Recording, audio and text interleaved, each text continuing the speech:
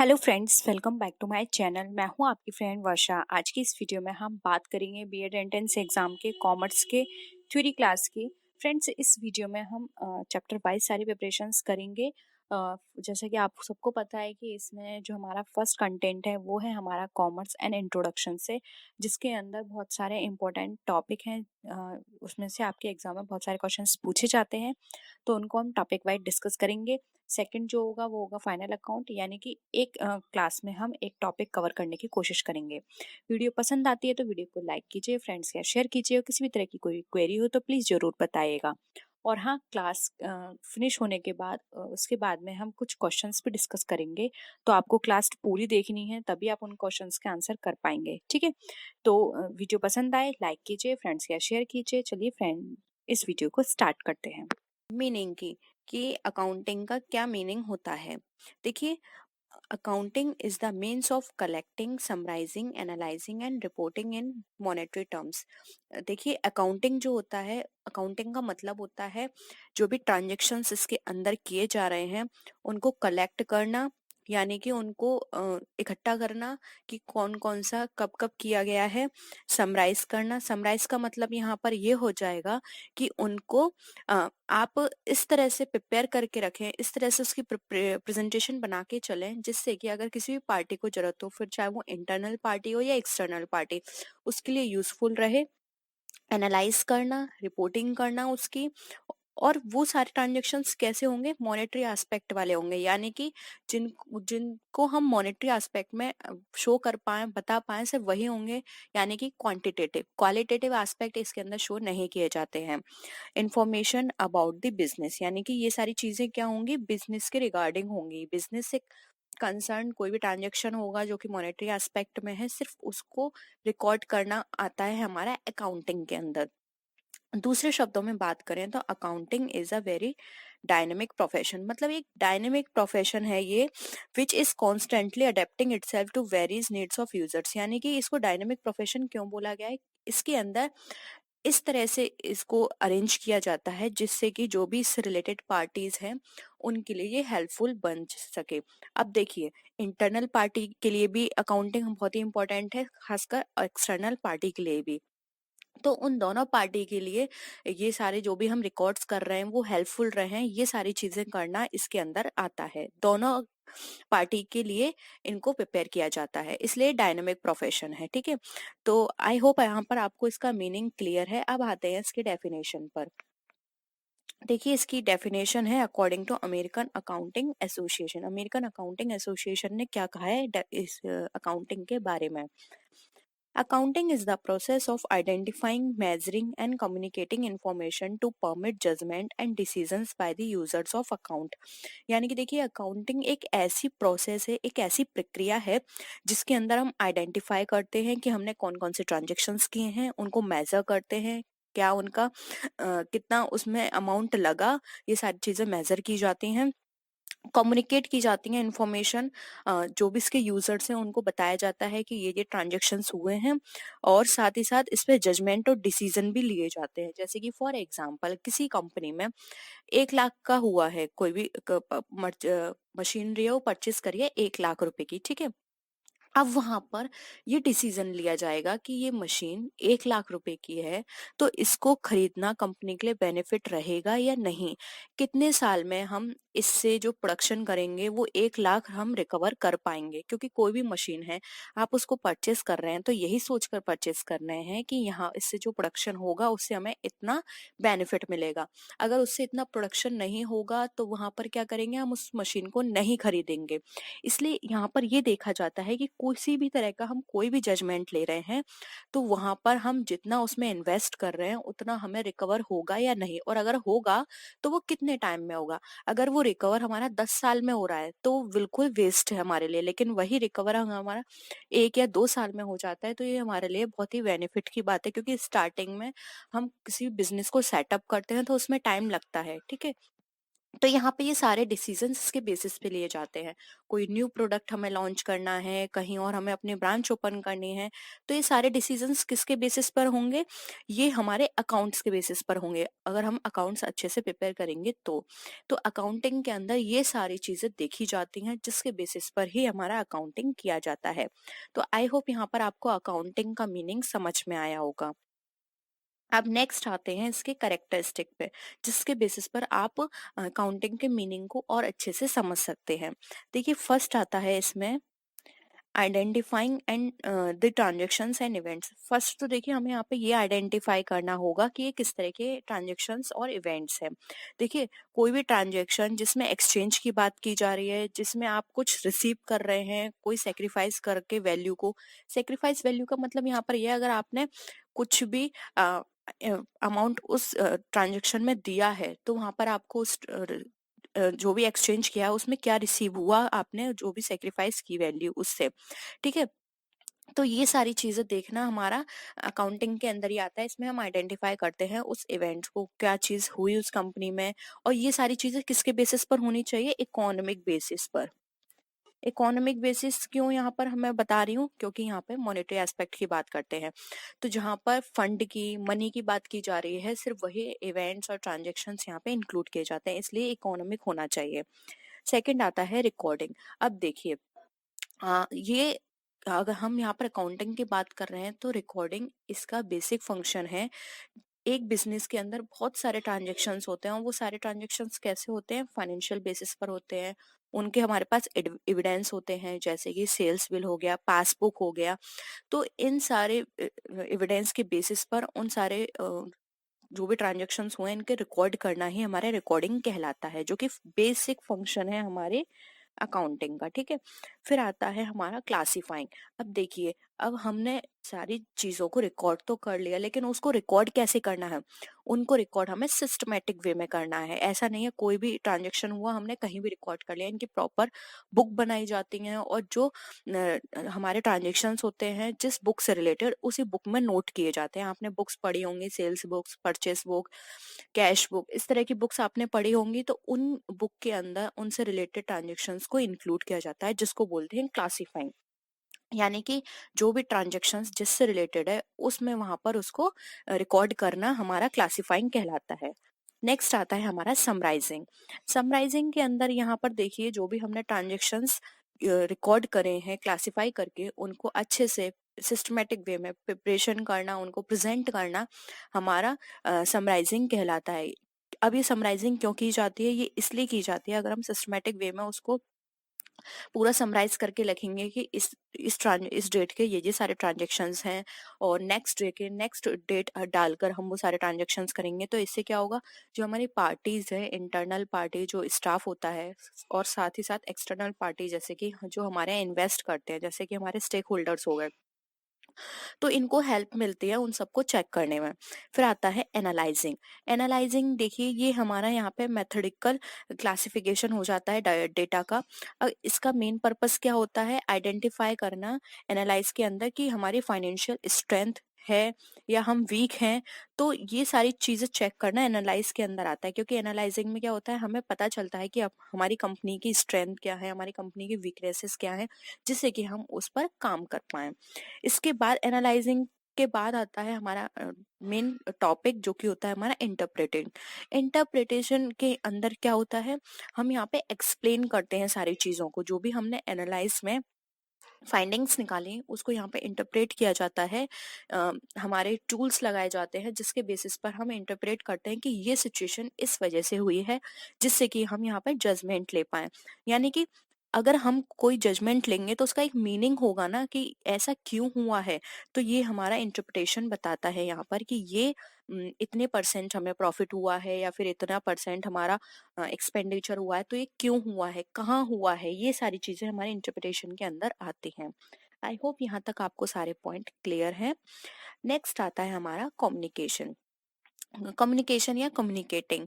Communicating के अंदर जो भी हमने ट्रांजेक्शन्स किए थे समराइज करके, उन सबको एनालाइज इंटरप्रिटेशन के बाद कम्युनिकेशन करना पड़ता है हमारे रिलेटेड पार्टी को, जो हमारे हेड होते हैं उनको।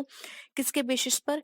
Ratio, graph, diagrams, fund flow statement, इन सारे बेसिस पर हम कम्युनिकेट करते हैं। आपने देखा होगा कोई भी हम कहीं भी रिपोर्ट सबमिट करते हैं तो वहां पर क्या करते हैं, हम एक चार्ट बनाते हैं। चार्ट में वो सारी चीजों को हम ग्राफ के थ्रू या फिर हम वहां पे डायग्राम के थ्रू या फिर किसी रेशियो के थ्रू वहां पे एक्सप्लेन करते हैं। जैसे कि हम कहते हैं इस कंपनी का जो, जैसे कि आपने बहुत सारे रेशियोज पढ़े होंगे, करंट असेट्स का, प्रॉफिट रेशियो, ये सारी चीजें पढ़ी होंगी। वो क्यों पढ़ी हैं?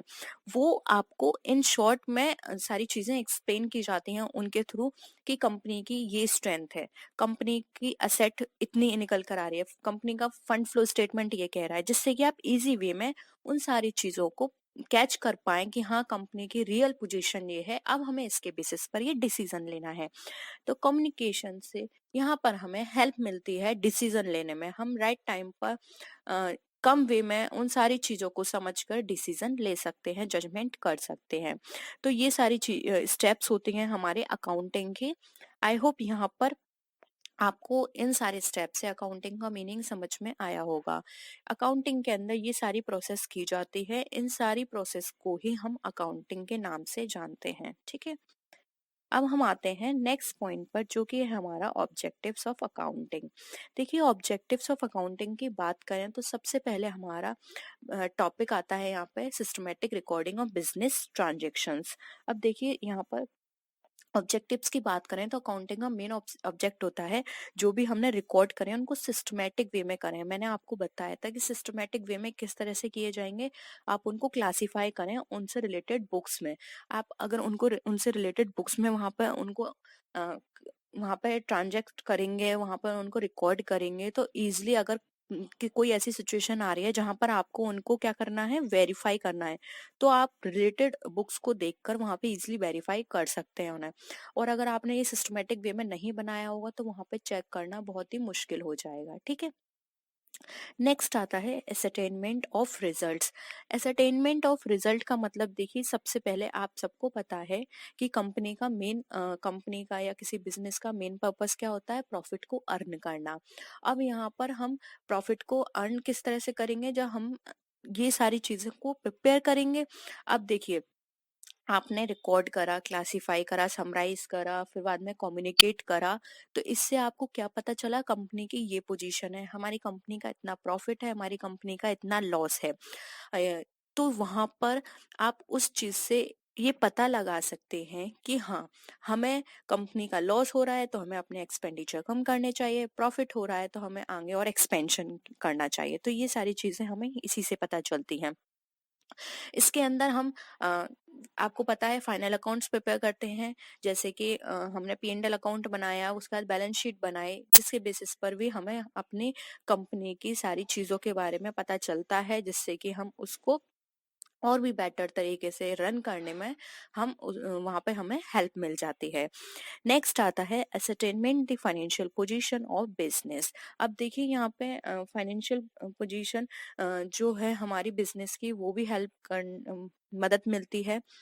अभी मैंने आपको बताया कि फाइनल अकाउंट हम प्रिपेयर करते हैं, तो फाइनल अकाउंट हमें क्या देता है, हमें ये बताता है कि इस कंपनी की फाइनेंशियल पोजीशन कैसी है। ठीक है, नेक्स्ट आता है to provide information to various parties. अब यहाँ पे अकाउंटिंग करने से जो हमारी पार्टीज होती हैं उनको हेल्प मिलती है, उनको यहाँ से इंफॉर्मेशन मिलती है। डिफरेंट अकाउंट्स बनाए जाते हैं जिसके बेसिस पर वो डिसीजन ले सकते हैं, बैलेंस शीट देखकर पता लगा सकते हैं कि इस कंपनी की ग्रोथ जो है वो दिन पर दिन होती जा रही है। तो उनको एक लाइन मिल जाती है, एक हम बात करें तो एक उनको वहां पर इन्फॉर्मेशन मिल जाती है कि हाँ, मुझे इस कंपनी में इन्वेस्ट करना चाहिए क्योंकि ये कंपनी दिन पे दिन बढ़ती जा रही है, इसका प्रॉफिट बढ़ता जा रहा है, ये कंपनी आगे मुझे बहुत बेनिफिट करेगी। ठीक है, तो ये सारी चीजें एक पार्टी के लिए हेल्प करती हैं। To know the solvency position. अब जब हम बैलेंस शीट प्रिपेयर करते हैं तो मैनेजमेंट तो ये हमारा रिवील नहीं करेगा, जो ओनर है या ओनर के द्वारा ये रिवील नहीं किया जाता, लेकिन ये हमें एक कंसर्न होती है, इंफॉर्मेशन ये होता है इनके थ्रू ये पता लगाने का क्योंकि देखिए बैलेंस शीट के अंदर हम सारी चीज़ों को डिस्कस करते हैं, तो बैलेंस शीट के अंदर ये सारी चीज़ों से हम ये पता लगा सकते हैं, क्योंकि उसमें देखिए बैलेंस शीट के थ्रू हमें लिक्विडिटी की पता चल जाता है कंपनी की लिक्विडिटी पोजीशन कैसी है, कंपनी की सॉल्वेंसी पोजीशन कैसी है। तो बैलेंस शीट बहुत हमारे लिए बहुत ही हेल्प करती है। बैलेंस शीट से हम सारी चीज़ों को जान सकते हैं कि कंपनी के अब आप देखिए कंपनी की बहुत सारी बैलेंस शीट्स होती हैं। आप पास्ट 5 इयर्स की या पास्ट 10 इयर्स की बैलेंस शीट्स को लेकर भी पता लगा सकते हैं आपस में कंपेयर करके कि कंपनी की पोजीशन किस तरह से आगे बढ़ रही है या डाउन जा रही है। ये सारी चीज़ें आप पता लगा सकते हैं। तो इससे सॉल्वेंसी पोजीशन ईज़िली पता चल सकती है, जिससे कि अगर कभी कोई पर्सन इसमें इन्वेस्ट करता है तो उसको पता रहे कि आगे 2-3 साल में भी इस कंपनी की क्या पोजीशन रहने वाली है। एक आउटलाइन वहाँ पर उसको मिल जाएगी।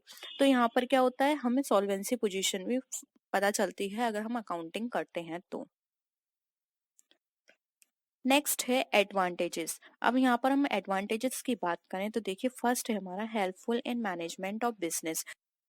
अकाउंटिंग जो होता है असिस्ट करता है मैनेजमेंट को प्लानिंग में, कंट्रोलिंग में और बिजनेस की जो भी एक्टिविटीज हैं उन पे डिसीजन लेने में। क्योंकि यहाँ पर देखिए हम कैश फ्लो स्टेटमेंट बनाते हैं। कैश फ्लो स्टेटमेंट क्या होता है, मैनेजमेंट को ये बताता है कि फ्यूचर की रिसिप्ट्स एंड पेमेंट्स किस तरह की होंगी और डिसीजन लेने में भी हेल्प करता है रिगार्डिंग जो भी उनके एंटिसिपेटेड सरप्लस होते हैं, शॉर्टेज ऑफ फंड्स होते हैं। तो यहाँ पर हेल्प मिलती है अकाउंटिंग को प्रिपेयर करने में मैनेजमेंट को।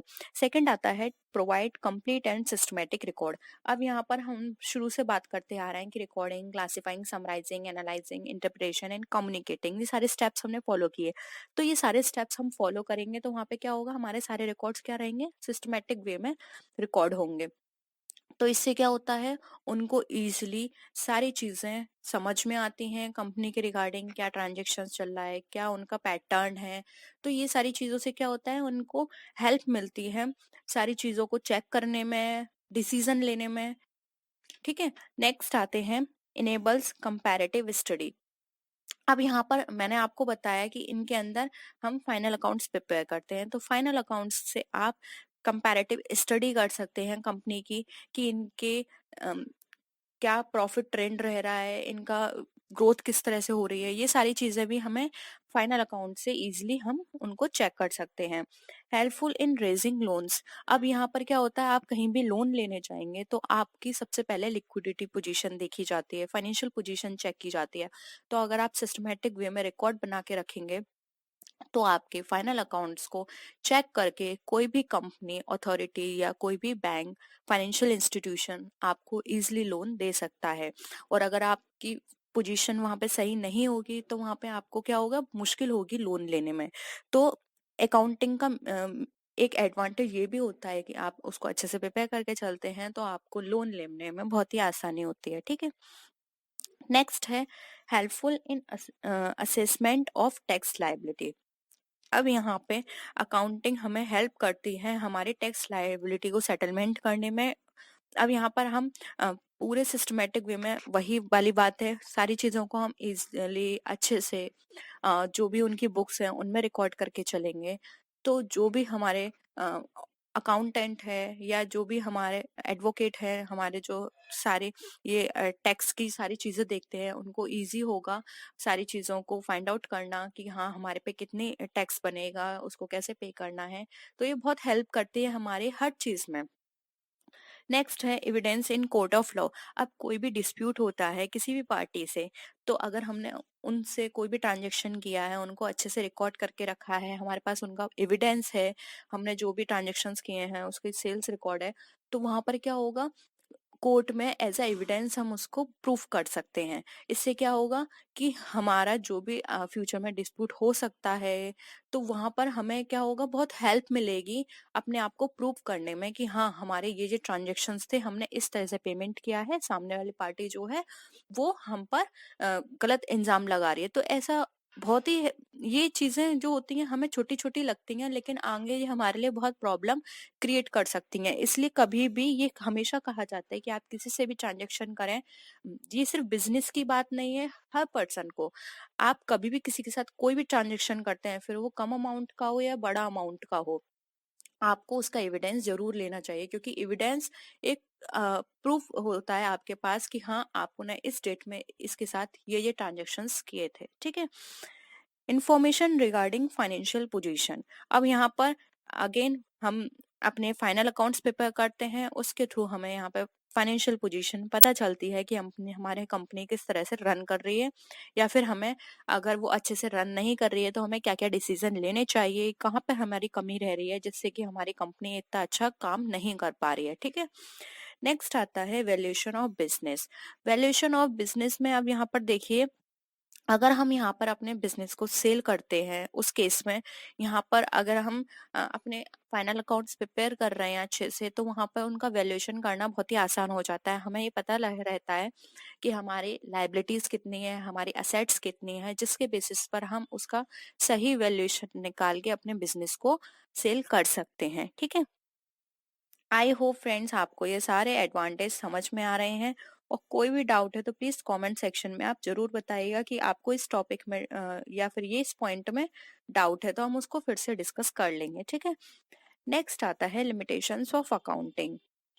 अब देखिए फर्स्ट लिमिटेशन क्या है, बेस्ड ऑन हिस्टोरिकल कॉस्ट।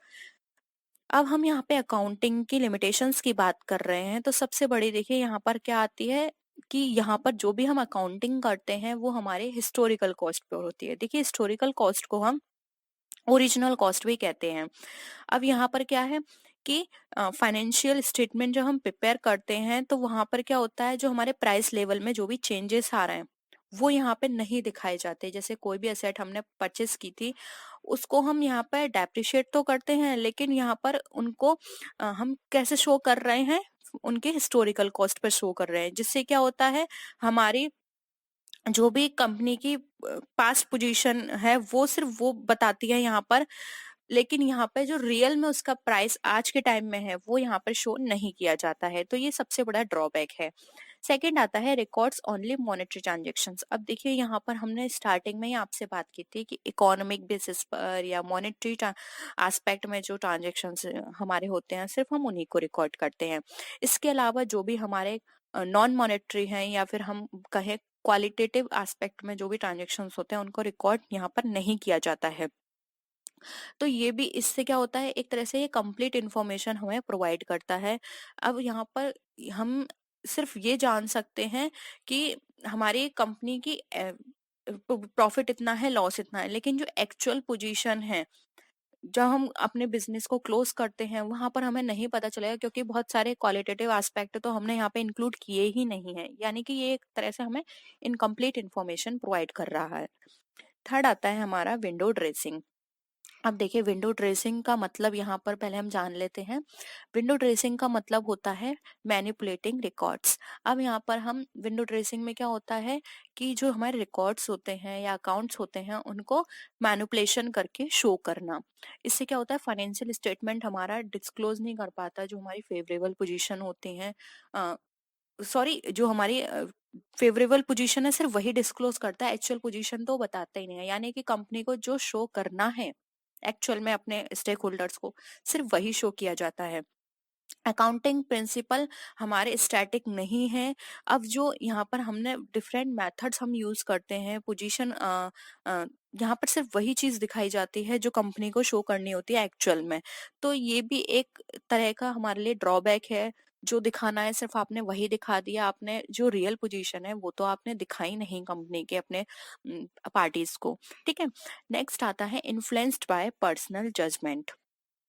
अब यहाँ पर क्या होता है, जो अकाउंटेंट होता है उसके ऊपर ये सारी चीजें डिपेंड करती हैं। उसके पास बहुत सारे ऑल्टरनेटिव्स अवेलेबल होते हैं, तो वो अपने चॉइस के अकॉर्डिंग डेप्रिसिएशन मेथड को यूज करता है। इन्वेंट्री वैल्यूएशन भी अपने अकॉर्डिंग यूज करता है, क्योंकि हमारे पास डिफरेंट मेथड्स हैं, उसको जो सूटेबल लगता है वो मेथड यूज करते हैं यहाँ पे। इन सारे केसेस में क्या होता है कि यहाँ पे एक खुद का ओवरव्यू बन जाता है कि हमें अपनी पोजीशन इस तरह की दिखानी है तो हमें ये यूज करना है। मतलब ये खुद का पर्सनल जजमेंट सा हो जाता है यहाँ पर। उससे क्या होता है कि कंपनी की जो रियल चीजें हैं वो शो नहीं हो पाती हैं। नेक्स्ट आता है estimated position and not real position. अब यहाँ पर क्या है, अकाउंटिंग बहुत सारे जो जनरली एक्सेप्टेड प्रिंसिपल्स होते हैं उन पर बेस्ड है, लेकिन कभी कभी क्या होता है जो हमारे रिकॉर्ड्स प्रिपेयर किए जाते हैं वो फेल हो जाते हैं ट्रू पोजीशन को शो करने में, फेयर जो भी हमारी प्रॉफिटेबिलिटी है उसको शो करने में, फाइनेंशियल जो हमारी सिर्फ और सिर्फ हम इस पर ध्यान देते हैं कि हमें अपनी कंपनी को, अपने रिकॉर्ड्स को फाइनेंशियली साउंड दिखाना है, अच्छा दिखाना है। तो ये दिखाने के चक्कर में क्या होता है, वो रियल जो पोजीशन है उसको नहीं दिखा पाते। वो सिर्फ ये सोच कर चलते हैं कि हमें पब्लिक के अंदर अपनी गुडविल बना के चलनी है, जो भी हमारे स्टाफ मेंबर्स हैं, जो भी हमारे हाई अथॉरिटीज हैं, हमें उनको खुश करके चलना है। इस तरह से अकाउंटेंट क्या होता है, अपने हिसाब से उनको मैनिपुलेट करता है। ठीक है, नेक्स्ट है ओमिशन ऑफ क्वालिटेटिव इंफॉर्मेशन। अब यहाँ पर देखिए ओमिशन ऑफ क्वालिटेटिव इंफॉर्मेशन किस तरह से, देखिए हमने बार बार हम बोल रहे हैं कि यहाँ पर सिर्फ और सिर्फ जो मॉनेटरी ट्रांजेक्शन है, मॉनेटरी पैटर्न है, सिर्फ उसको फॉलो किया जाता है। क्वालिटेटिव एस्पेक्ट को तो यहाँ ये इंक्लूड करते ही नहीं, जैसे कि मैनेजमेंट की क्वालिटी, लेबर फोर्स की क्वालिटी, पब्लिक रिलेशन को यहाँ पे इग्नोर किया जाता है। यहाँ पे ये भी शो किया जाना चाहिए कि आप इस कंपनी की पब्लिक रिलेशन इतना है, या इसका मैनेजमेंट इतना हाई है, इसका मैनेजमेंट लो है। ये सारी चीजें भी बहुत मैटर करती हैं। ठीक है, यहाँ पे क्वालिटेटिव एस्पेक्ट तो हम बिल्कुल इग्नोर कर ही देते हैं। तो ये इससे क्या होता है, एक तरह से हमारा जो रियल चीजें हैं, जो पूरी सारी चीजें फेयर होनी चाहिए, वो नहीं हो पाती। सिर्फ और सिर्फ हम फोकस करते हैं मॉनेटरी एस्पेक्ट, मॉनेटरी एस्पेक्ट। हम बिल्कुल ये नहीं ध्यान में रखते कि बाकी सारी चीजें भी हमारे लिए मैटर करती हैं। किसी भी मैनेजमेंट का हार्ड वर्किंग होना, लेबर फोर्स का हार्ड वर्किंग होना भी उतना ही इम्पोर्टेंट है जितना कि उस कंपनी के प्रॉफिट का होना, क्योंकि उन्हीं की वजह से हम इस पोजीशन पर हैं, उन्हीं की वजह से हम इतना प्रॉफिट अर्न कर पा रहे हैं। ठीक है, नेक्स्ट है अनसुटेबल फॉर फोरकास्टिंग। अब देखिए फाइनेंशियल पोजीशन में क्या हुआ, सिर्फ पास्ट रिकॉर्ड्स और इवेंट्स को इंक्लूड किया जाता है। यहाँ पर क्या होता है, कॉन्टिन्यूस चेंज होती रहती है हमारे प्रोडक्ट में, प्राइस में कॉन्टिन्यूस चेंज हो रहा है, पॉलिसीज हम डिफरेंट डिफरेंट यूज करते हैं। तो यहाँ पर क्या होता है, एक कंपटीशन सा बना रहता है कि हाँ अब ये है, इसको चेंज कर दिया, अब हमने ये वाला मेथड यूज कर लिया।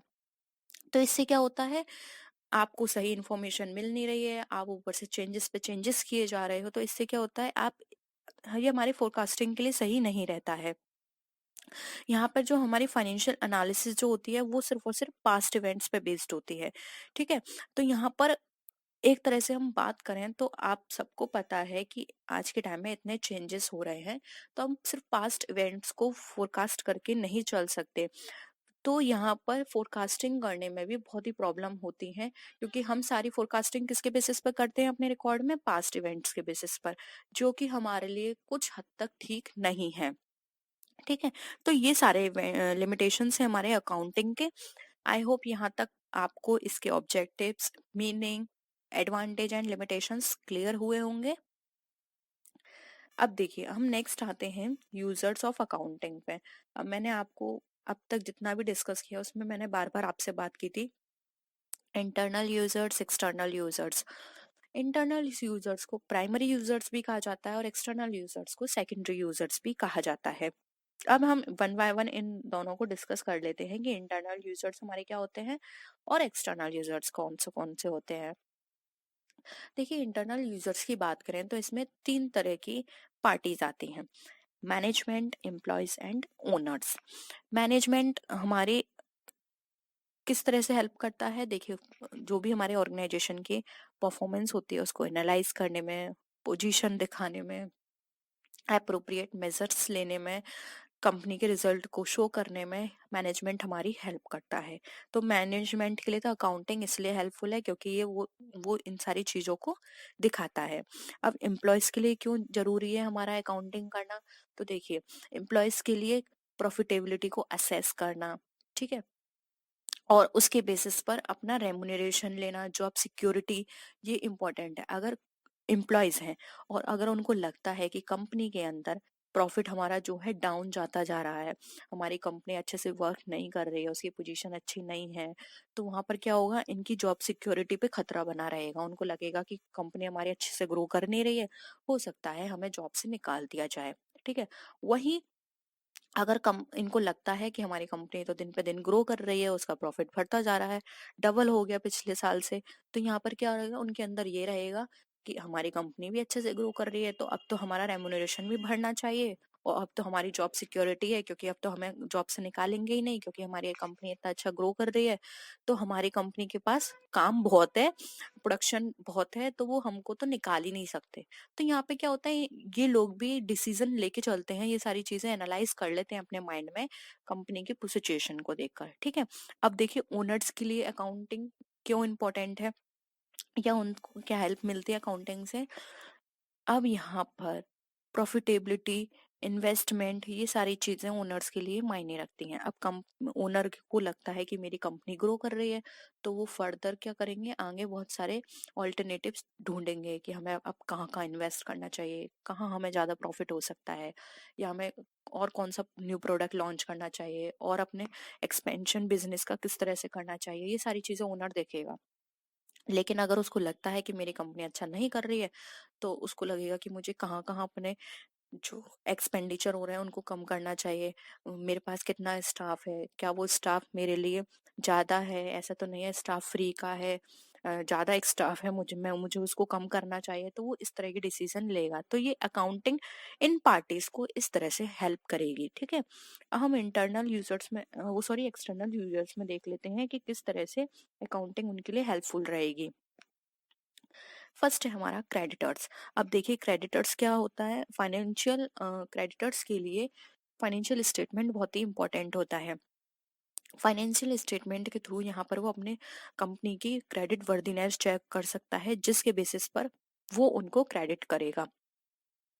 अब यहाँ पर कोई भी कंपनी अगर उसकी फाइनेंशियल पोजीशन अच्छी है, अच्छे से सब कुछ चल रहा है, तो वहां पे क्या होगा, क्रेडिटर्स को किसी भी तरह का कोई प्रॉब्लम नहीं होगा। उसके पास पूरा ये हम कह सकते हैं कि उसको ये लगेगा कि ये कंपनी बहुत अच्छी है, मेरा पैसा लेकर कहाँ जाएगी, ये तो इतना अच्छा कर रही है, इसके देखिए इन्वेस्टर भी इतने हैं, और इसके कंपनी के बोर्ड ऑफ डायरेक्टर्स भी इतने अच्छे हैं, मैनेजमेंट सब कुछ इसका बहुत अच्छा है, और इसका रिकॉर्ड भी अब तक का सब कुछ बहुत अच्छा रहा है, तो मुझे कोई प्रॉब्लम नहीं है इसको लोन देने में। ठीक है, वहीं अगर हम टैक्स अथॉरिटीज की बात करें, तो टैक्स अथॉरिटीज को क्या होता है कि वहां पे उनकी भी क्रेडिबिलिटी बनी रहती है कि हाँ, ये कंपनी बहुत अच्छी है, टैक्स रिटर्न टाइमली पे करती है, आगे भी पे करेगी।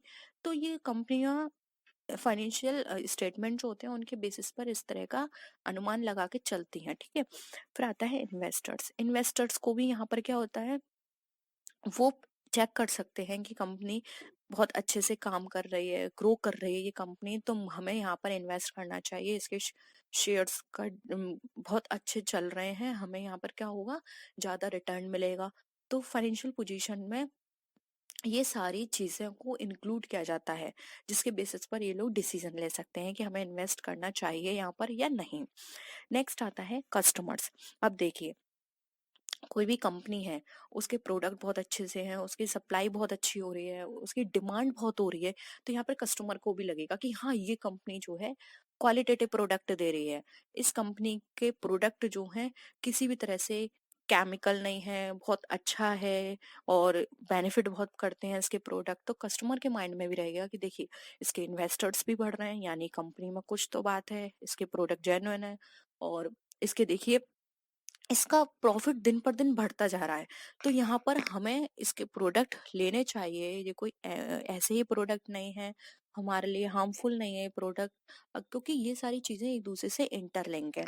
क्योंकि कोई भी कंपनी अच्छा काम तभी कर सकती है जब सारी पार्टीज उससे खुश होंगे, तो कस्टमर को भी लगेगा कि कुछ तो है इस कंपनी में, जिससे कि यहाँ पर इसका प्रॉफिट इतना बढ़ता जा रहा है, क्योंकि कोई भी कंपनी अगर वो अच्छे से काम नहीं कर रही है, प्रोडक्ट अच्छा नहीं है, तो ज्यादा टाइम तक रन नहीं कर सकती है। ठीक है, फिर आता है हमारा रेगुलेटरी अथॉरिटी। अब यहाँ पर रेगुलेटरी अथॉरिटी की बात करें, तो वो भी इंश्योर हो जाती है फाइनल अकाउंट्स को, रिकॉर्ड्स को चेक करके कि कंपनी ने जो भी अकाउंटिंग इंफॉर्मेशन है वो सही से डिस्क्लोज की है, वो सारे रूल्स और रेगुलेशन फॉलो कर रही है, और जो भी स्टेक होल्डर्स हैं उनके इंटरेस्ट को प्रोटेक्ट करके चलती है, टाइमली डिविडेंड देती है।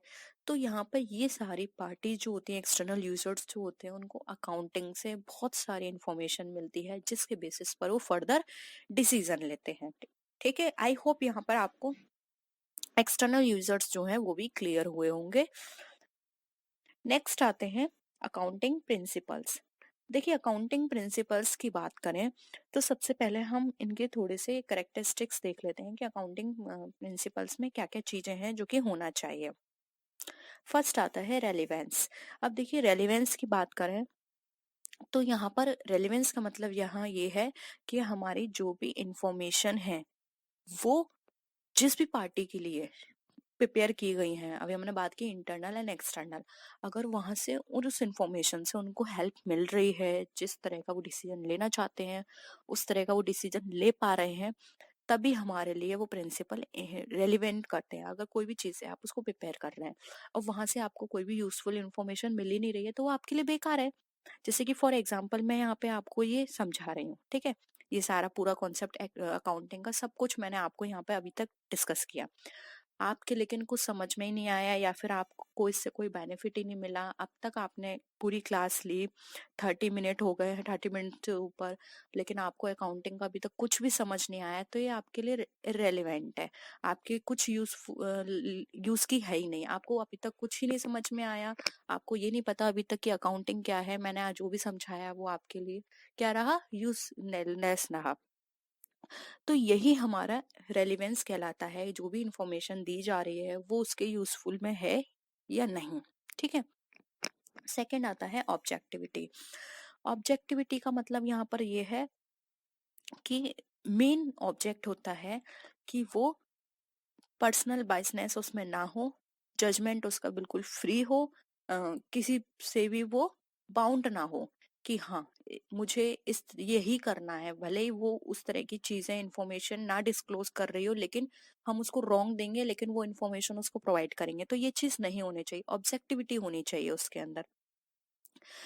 वेरीफाई होना चाहिए, जैसे मैंने आपको बताया आप कोई भी रिकॉर्ड करेंगे किसी भी चीज का तो उन सबका एविडेंस होना चाहिए, ठीक है, वेरीफाई होना चाहिए कि हाँ ये ट्रांजेक्शन्स हुए हैं। उसके क्या होता है, जिससे कि अगर ये सारी चीजें आप करेंगे तो आपको ट्रुथफुलनेस रहेगी, करेक्टनेस रहेगी उसके अंदर इंफॉर्मेशन की। तो यहाँ पर क्या है, किसी भी अकाउंटिंग प्रिंसिपल में ऑब्जेक्टिविटी होना बहुत ही जरूरी है। थर्ड आता है हमारा फिजिबिलिटी।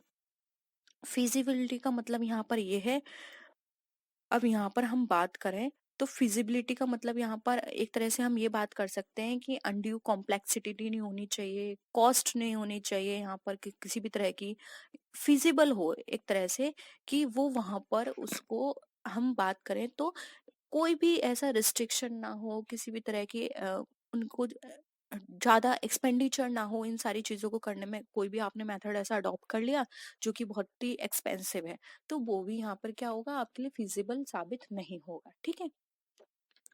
नेक्स्ट अब हम आते हैं काइंड्स ऑफ अकाउंटिंग प्रिंसिपल पर, यानी कि कितने तरह के प्रिंसिपल्स होते हैं, हमें उनको डिस्कस करना है। फर्स्ट आता है हमारा अकाउंटिंग कॉन्सेप्ट्स एंड अजम्पशंस। देखिए अकाउंटिंग कॉन्सेप्ट्स एंड अजम्पशंस की हम पे बात करें, ये हमारा पॉइंट नहीं है, ये हमारी हेडिंग है। ठीक है। फर्स्ट आता है हमारा बिजनेस एंटिटी कॉन्सेप्ट। देखिए बिजनेस एंटिटी कॉन्सेप्ट के अंदर यहाँ पर जो बिजनेस जो है वो हमारा एक सेपरेट एंटिटी की तरह यूज किया जाता है या उसको ट्रीट किया जाता है, यानी कि जो ओनर है उससे अलग माना जाता है। इसलिए यहाँ पर सारे जो भी ट्रांजेक्शन्स किए जाते हैं वो इस बेसिस पर किए जाते हैं कि एक ओनर और उसके बिजनेस दोनों क्या है, अलग अलग एंटिटी है।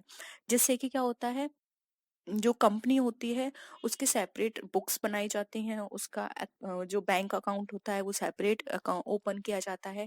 और अगर कोई भी इसलिए तो हम कभी भी कैपिटल का ट्रीटमेंट करते हैं तो वहां पर क्या करते हैं, हम इंटरेस्ट चार्ज करते हैं उस पे, और ये देखते हैं कि जो भी हमने इन्वेस्ट किया है कितना रिटर्न मिलेगा, इसलिए वहां पर सारी रिकॉर्डिंग जो होती है वो सेपरेट की जाती है। नेक्स्ट आता है मनी मेजरमेंट कॉन्सेप्ट। स्टार्टिंग से बात कर रहे हैं हम, अकाउंटिंग के अंदर सिर्फ उन्हीं ट्रांजेक्शन्स को रिकॉर्ड किया जाता है जो कि मनी में हमारे एक्सप्रेस किए जाते हैं। तो यहाँ पर सिर्फ और सिर्फ मनी से रिलेटेड या फिर जो जिनका मीडियम ऑफ एक्सचेंज क्या है, मनी है, सिर्फ उन्हीं ट्रांजेक्शन्स को रिकॉर्ड किया जाता है। इकोनॉमिक ट्रांजेक्शन्स होते हैं और जो हमारे क्वालिटेटिव हो गए एस्पेक्ट उनको यहाँ पे इंक्लूड नहीं किया जाता है।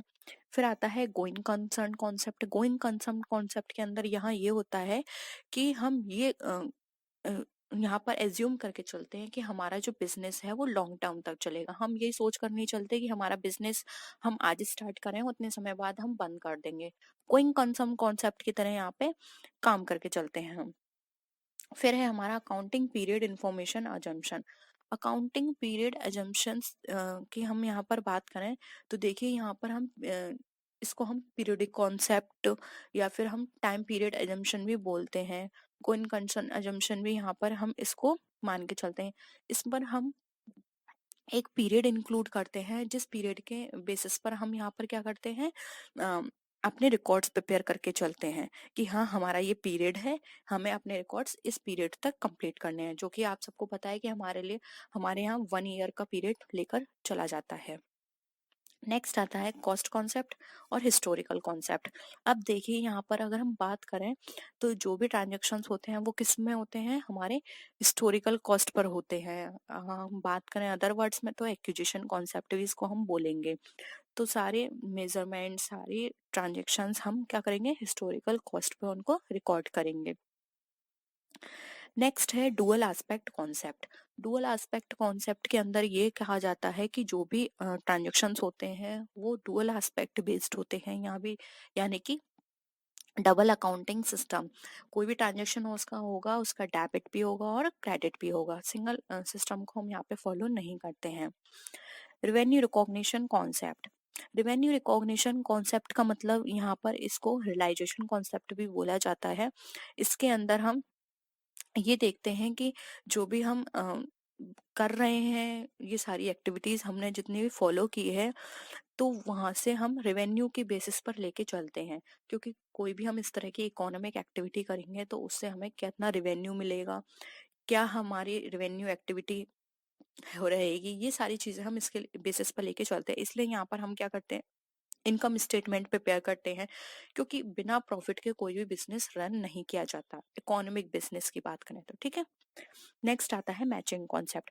मैचिंग कॉन्सेप्ट की देखिए हम यहाँ पर बात करें तो मैचिंग कॉन्सेप्ट के अंदर अब आपको मैंने बताया कि डुअल एस्पेक्ट होता है। ठीक है, मैचिंग कॉन्सेप्ट में भी यही देखा जाता है कि हमारे पर्टिकुलर पीरियड के अंदर प्रॉफिट हो रहा है या लॉस हो रहा है, तो ये मैच किया जाता है कि इतने हमारे एक्सपेंडिचर थे, इतनी इनकम थी।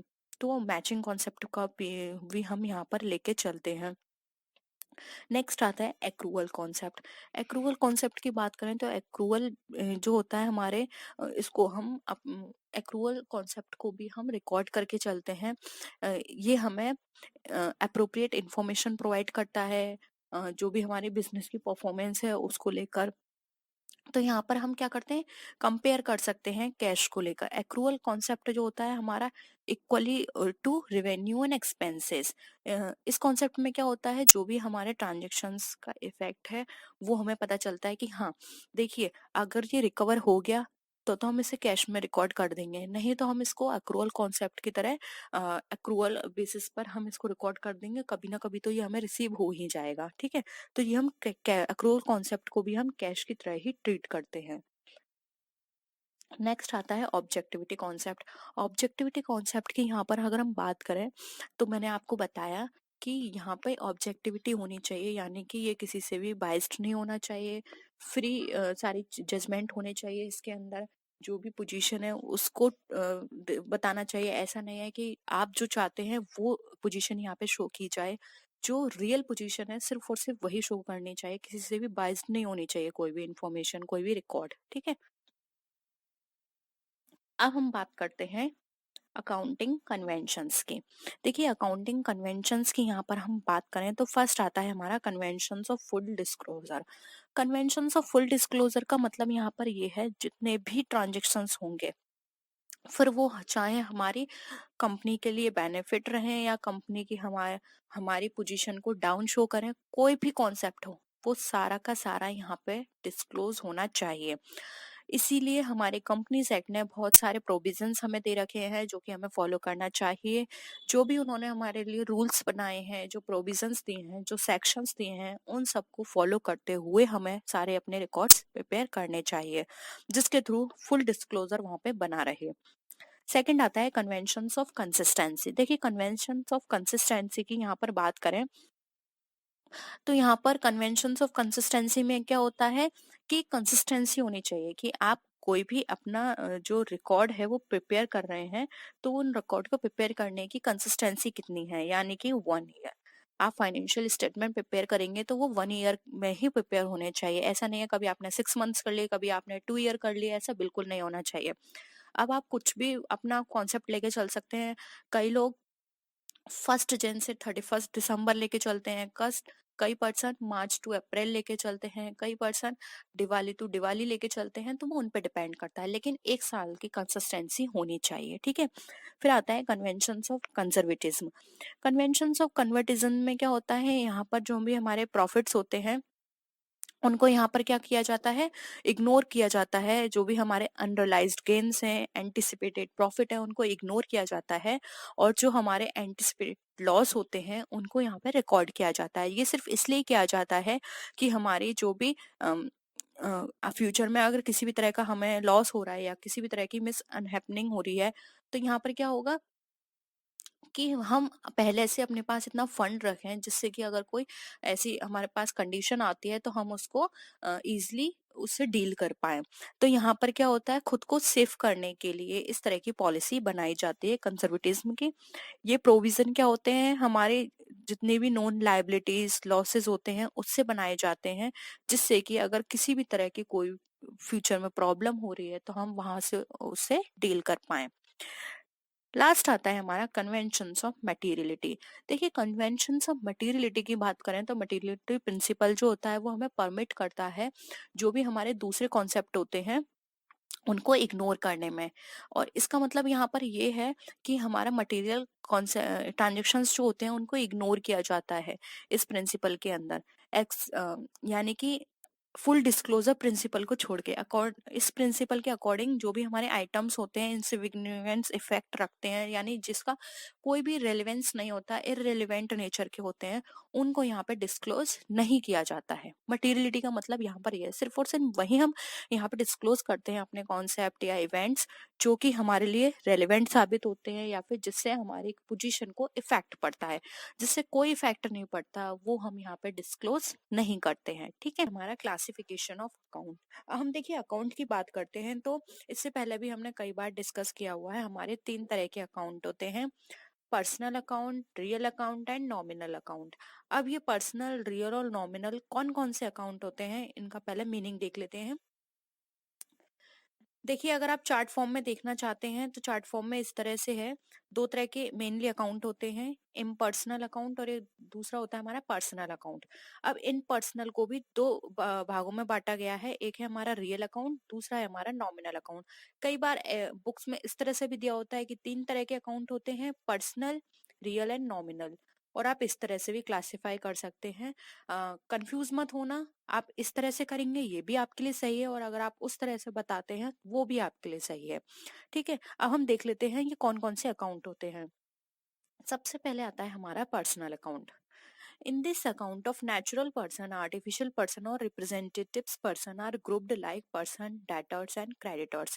Example Ram Shyam company and drawing account. यानी कि पर्सनल अकाउंट के अंदर नेचुरल पर्सन भी आ सकते हैं, आर्टिफिशियल पर्सन भी आ सकते हैं, और वो पर्सन भी आ सकते हैं जो कि उनको रिप्रेजेंट करते हैं, जैसे कि डेटर्स और क्रेडिटर्स। ये कोई पर्सन नहीं होते, ये पर्सन की एक फॉर्म होती है, उसको रिप्रेजेंट कर रहे हैं कि हाँ ये वो पर्सन है जो हमको कुछ देंगे, ये वो पर्सन है जो हमसे कुछ लेंगे। यानी क्या है, उनको रिप्रेजेंट कर रहे हैं, ये कोई पर्सन नहीं होते। और पर्सन, यहाँ पर नेचुरल पर्सन की बात की है तो नेचुरल पर्सन खुद पर्सन हो सकते हैं, जैसे कि राम हो गया, श्याम हो गया।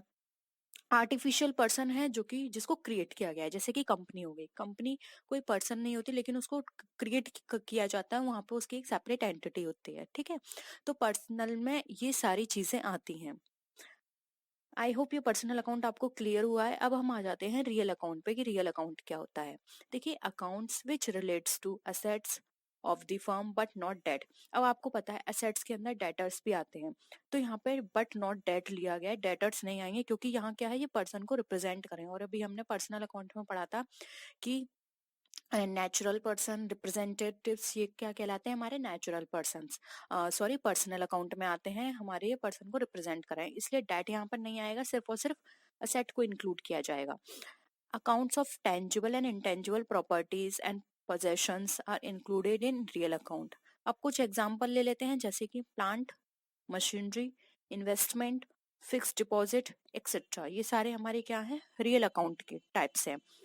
All are real accounts, it also included cash in hand and cash at bank. अब देखिए, आप ये पीजीटी की तैयारी कर रहे हैं, टीजीटी की या डी ट्रिपल एस बी की बात करें, या फिर बीएड एंट्रेंस एग्जाम की बात करें, तो उसमें इस तरह के क्वेश्चंस बहुत पूछे जाते हैं कि अच्छा ये बताइए, जो कैश है हमारा किस तरह का अकाउंट है, रियल अकाउंट है, नॉमिनल अकाउंट है या पर्सनल अकाउंट है। तो ये कौन सा है, रियल अकाउंट। और ये पूछा जाता है कि अच्छा ड्राइंग्स बताइए किस तरह का अकाउंट है, अच्छा ये बताइए राम्स अकाउंट कौन सा अकाउंट है। तो इस तरह के क्वेश्चंस भी बहुत पूछे जाते हैं। तो अगर आपको ये पता होगा कि ये अकाउंट कौन कौन से हैं, इसके अंदर क्या क्या आते हैं, तो आप इजिली इनके आंसर कर सकते हैं। आई होप आपको रियल अकाउंट भी समझ में आ गया है। इसके अंदर सारे टेंजुअल और इंटेंजुअल असेट्स आते हैं। इसके अंदर हम बस डेटर्स जो होते हैं उनको एक्सक्लूड करते हैं, और cash in hand, cash at bank, ये भी इनके अंदर इंक्लूड किए जाते हैं। ठीक है। थर्ड आता है, जो कि लास्ट है हमारा इसका टाइप, वो है हमारा नॉमिनल अकाउंट। अब देखिए, accounts which relates to expenses, losses, gains, revenue etcetera, ये सारे हमारे क्या है, nominal account. Are nominal accounts like salary account, interest paid account, rent account, ये सारे हमारे नॉमिनल अकाउंट हैं। These accounts are also known as temporary accounts because depending upon their nature। अब ये टेम्पररी होते हैं, देखिए ये नेचर के अकॉर्डिंग इसलिए कहे गए हैं क्योंकि जरूरी नहीं है कि ये ऑल टाइम के लिए क्रिएट की गई हो, या फिर ये हमेशा, जैसे कि रेंट है। अब रेंट एक होता है, आपने किसी बिल्डिंग का रेंट दिया तो ये तो टेम्परेरी नहीं है, आप जब तक रहेंगे तब तक उसका रेंट देना है। लेकिन एक रेंट होता है, आपने बाहर से कुछ सामान मंगाया, लेकिन वो वन टाइम था आपका वो, ठीक है, तो वो क्या था, वन टाइम आपने उसका रेंट दिया, यानी कि आपने उसका भाड़ा दिया, तो वो तो टेम्परेरी था ना। ऐसा तो नहीं ना आप दोबारा से उसी को मंगाएंगे, तो कुछ टेम्परेरी होते हैं इसके अंदर, because depending upon their nature. अभी डायरेक्ट और इनडायरेक्ट दोनों तरह के हो सकते हैं। अब आपको ये भी पता है डायरेक्ट और इनडायरेक्ट नेचर के होते हैं, तो ये हमारे कुछ अकाउंट्स होते हैं, उनके अंदर ट्रांसफर किए जाते हैं। वो कौन कौन से अकाउंट हैं, वो है हमारा trading account and P and L account. Trading account में कौन से आ जाते हैं हमारे, जो होते हैं हमारे डायरेक्ट नेचर के, और पी&एल अकाउंट में कौन से जाते हैं, जो होते हैं हमारे इनडायरेक्ट नेचर के। ठीक है। और ये कब क्रिएट किए जाते हैं, जो at the end of the financial year create किए जाते हैं, उसके अंदर हम ट्रांसफर करते हैं। आपने देखा होगा ट्रेडिंग अकाउंट में जितने भी हमारे डायरेक्ट एक्सपेंसेस होते हैं वो जाते हैं, और हमारे पी&एल में इनडायरेक्ट एक्सपेंसेस जाते हैं, तो वो हमारे क्या कहलाते हैं, नॉमिनल अकाउंट्स कहलाते हैं सारे।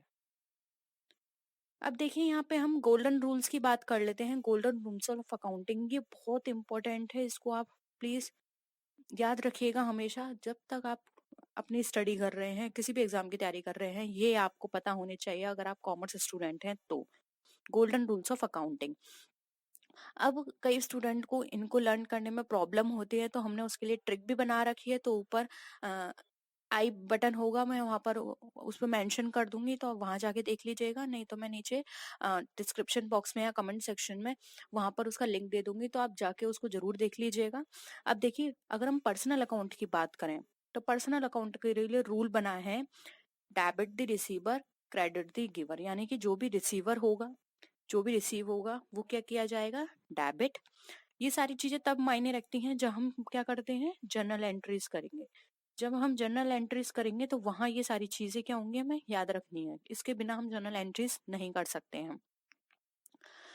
रियल अकाउंट की बात करें तो देखिए, रियल अकाउंट में आता है डेबिट व्हाट कम्स इन, यानी कि जो हमारे पास आएगा उसको क्या करेंगे, debit. Credit what goes out, यानी कि जो हमारे पास से गया। सिंपल रूल है ये। नॉमिनल अकाउंट के लिए है debit all expenses and losses, यानी कि जो भी एक्सपेंसेस होंगे, जैसे कि आपने वेजेस दी, ठीक है, तो वेजेस क्या होता है, डेबिट होता है। और credit all incomes and gains, जो भी हमारे पास इनकम आई वो हम क्या करते हैं, या हमें कोई किसी भी तरह का प्रॉफिट होता है, गेन होता है, वो हम क्या करते हैं, क्रेडिट करते हैं। तो ये गोल्डन रूल्स ऑफ अकाउंटिंग है। अब देखो, इसके चाहिए चार्ट फॉर्म में भी, अगर आप इस तरह से नोट करना चाहते हैं तो ये भी कर सकते हैं, आप इसका स्क्रीनशॉट ले सकते हैं।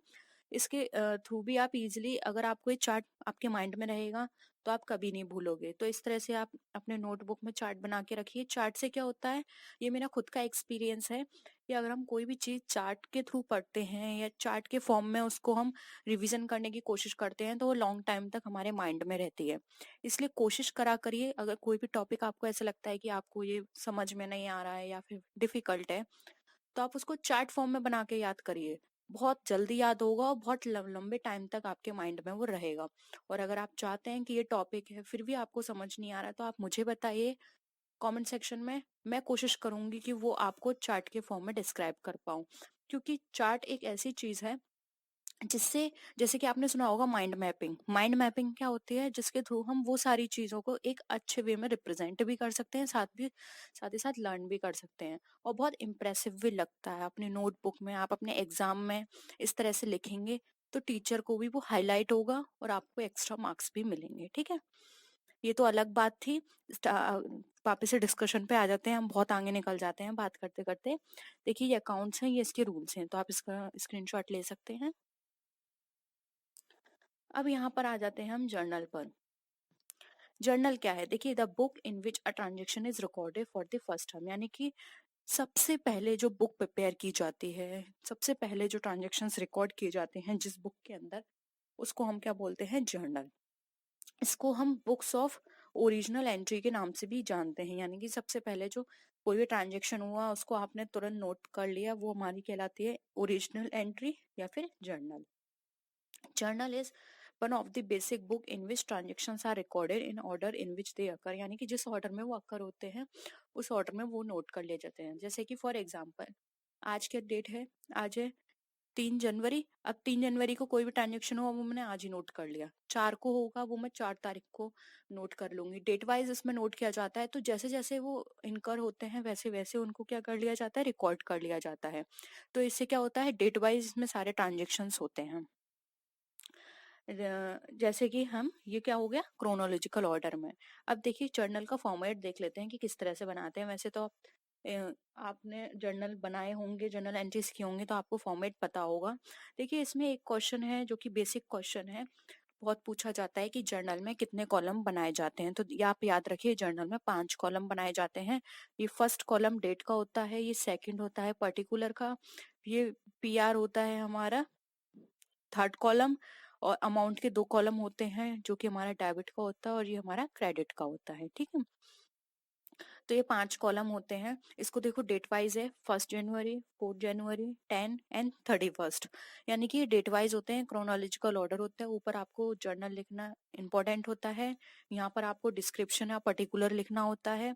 पीआर एंड अमाउंट के आपको 2 कॉलम बनाए जाते हैं, एक होता है आपका डेबिट का और एक होता है आपका क्रेडिट का। ठीक है, और नीचे जब आप ये यहाँ पर डिटेल में लिखते हैं, इसको क्या बोला जाता है, इसको बोला जाता है नरेशन। ठीक है, जैसे कि कैश अकाउंट डेबिट, यहाँ पर देखिए एक गड़बड़ है, इनके अंदर अकाउंट नहीं लिखा हुआ है। आपको अकाउंट लिखना बहुत इंपॉर्टेंट होता है इसमें। अच्छा हुआ ये नहीं था, मैं आपको यहाँ पे भी समझा देती हूँ।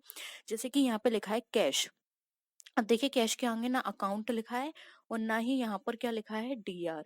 ये लिखना बहुत ही इंपॉर्टेंट होता है, कैश अकाउंट डेबिट टू। पता नहीं ये इस तरह से क्यों दे रखा है, यहाँ पे क्रेडिट में 2 लिखना भी बहुत ही इंपॉर्टेंट होता है। ठीक है, जैसे कि कैश अकाउंट, डीआर मतलब डेबिट, टू कैपिटल अकाउंट, इस तरह से एंट्रीज होती हैं। कैपिटल अकाउंट, अकाउंट लिखना इंपॉर्टेंट होता है। और बोर्ड में यही सब चीजें देखी जाती हैं। बोर्ड में इनके बहुत मार्क्स कटते हैं। स्टूडेंट कहते हैं कि हमने तो पूरी तरह से वही जर्नल एंट्री की थी जो इसके होंगे, फिर भी हमारे मार्क्स इतने क्यों नहीं आए। सिर्फ यही छोटी छोटी चीजें होती हैं जिनकी वजह से आपके मार्क्स कट होते हैं। अकाउंट लिखना कंपलसरी है, आगे टू लिखना कंपलसरी है, नहीं तो पता कैसे पड़ेगा कि ये क्रेडिट की है। ठीक है, क्योंकि उनको तो बस नंबर आपके काटने हैं।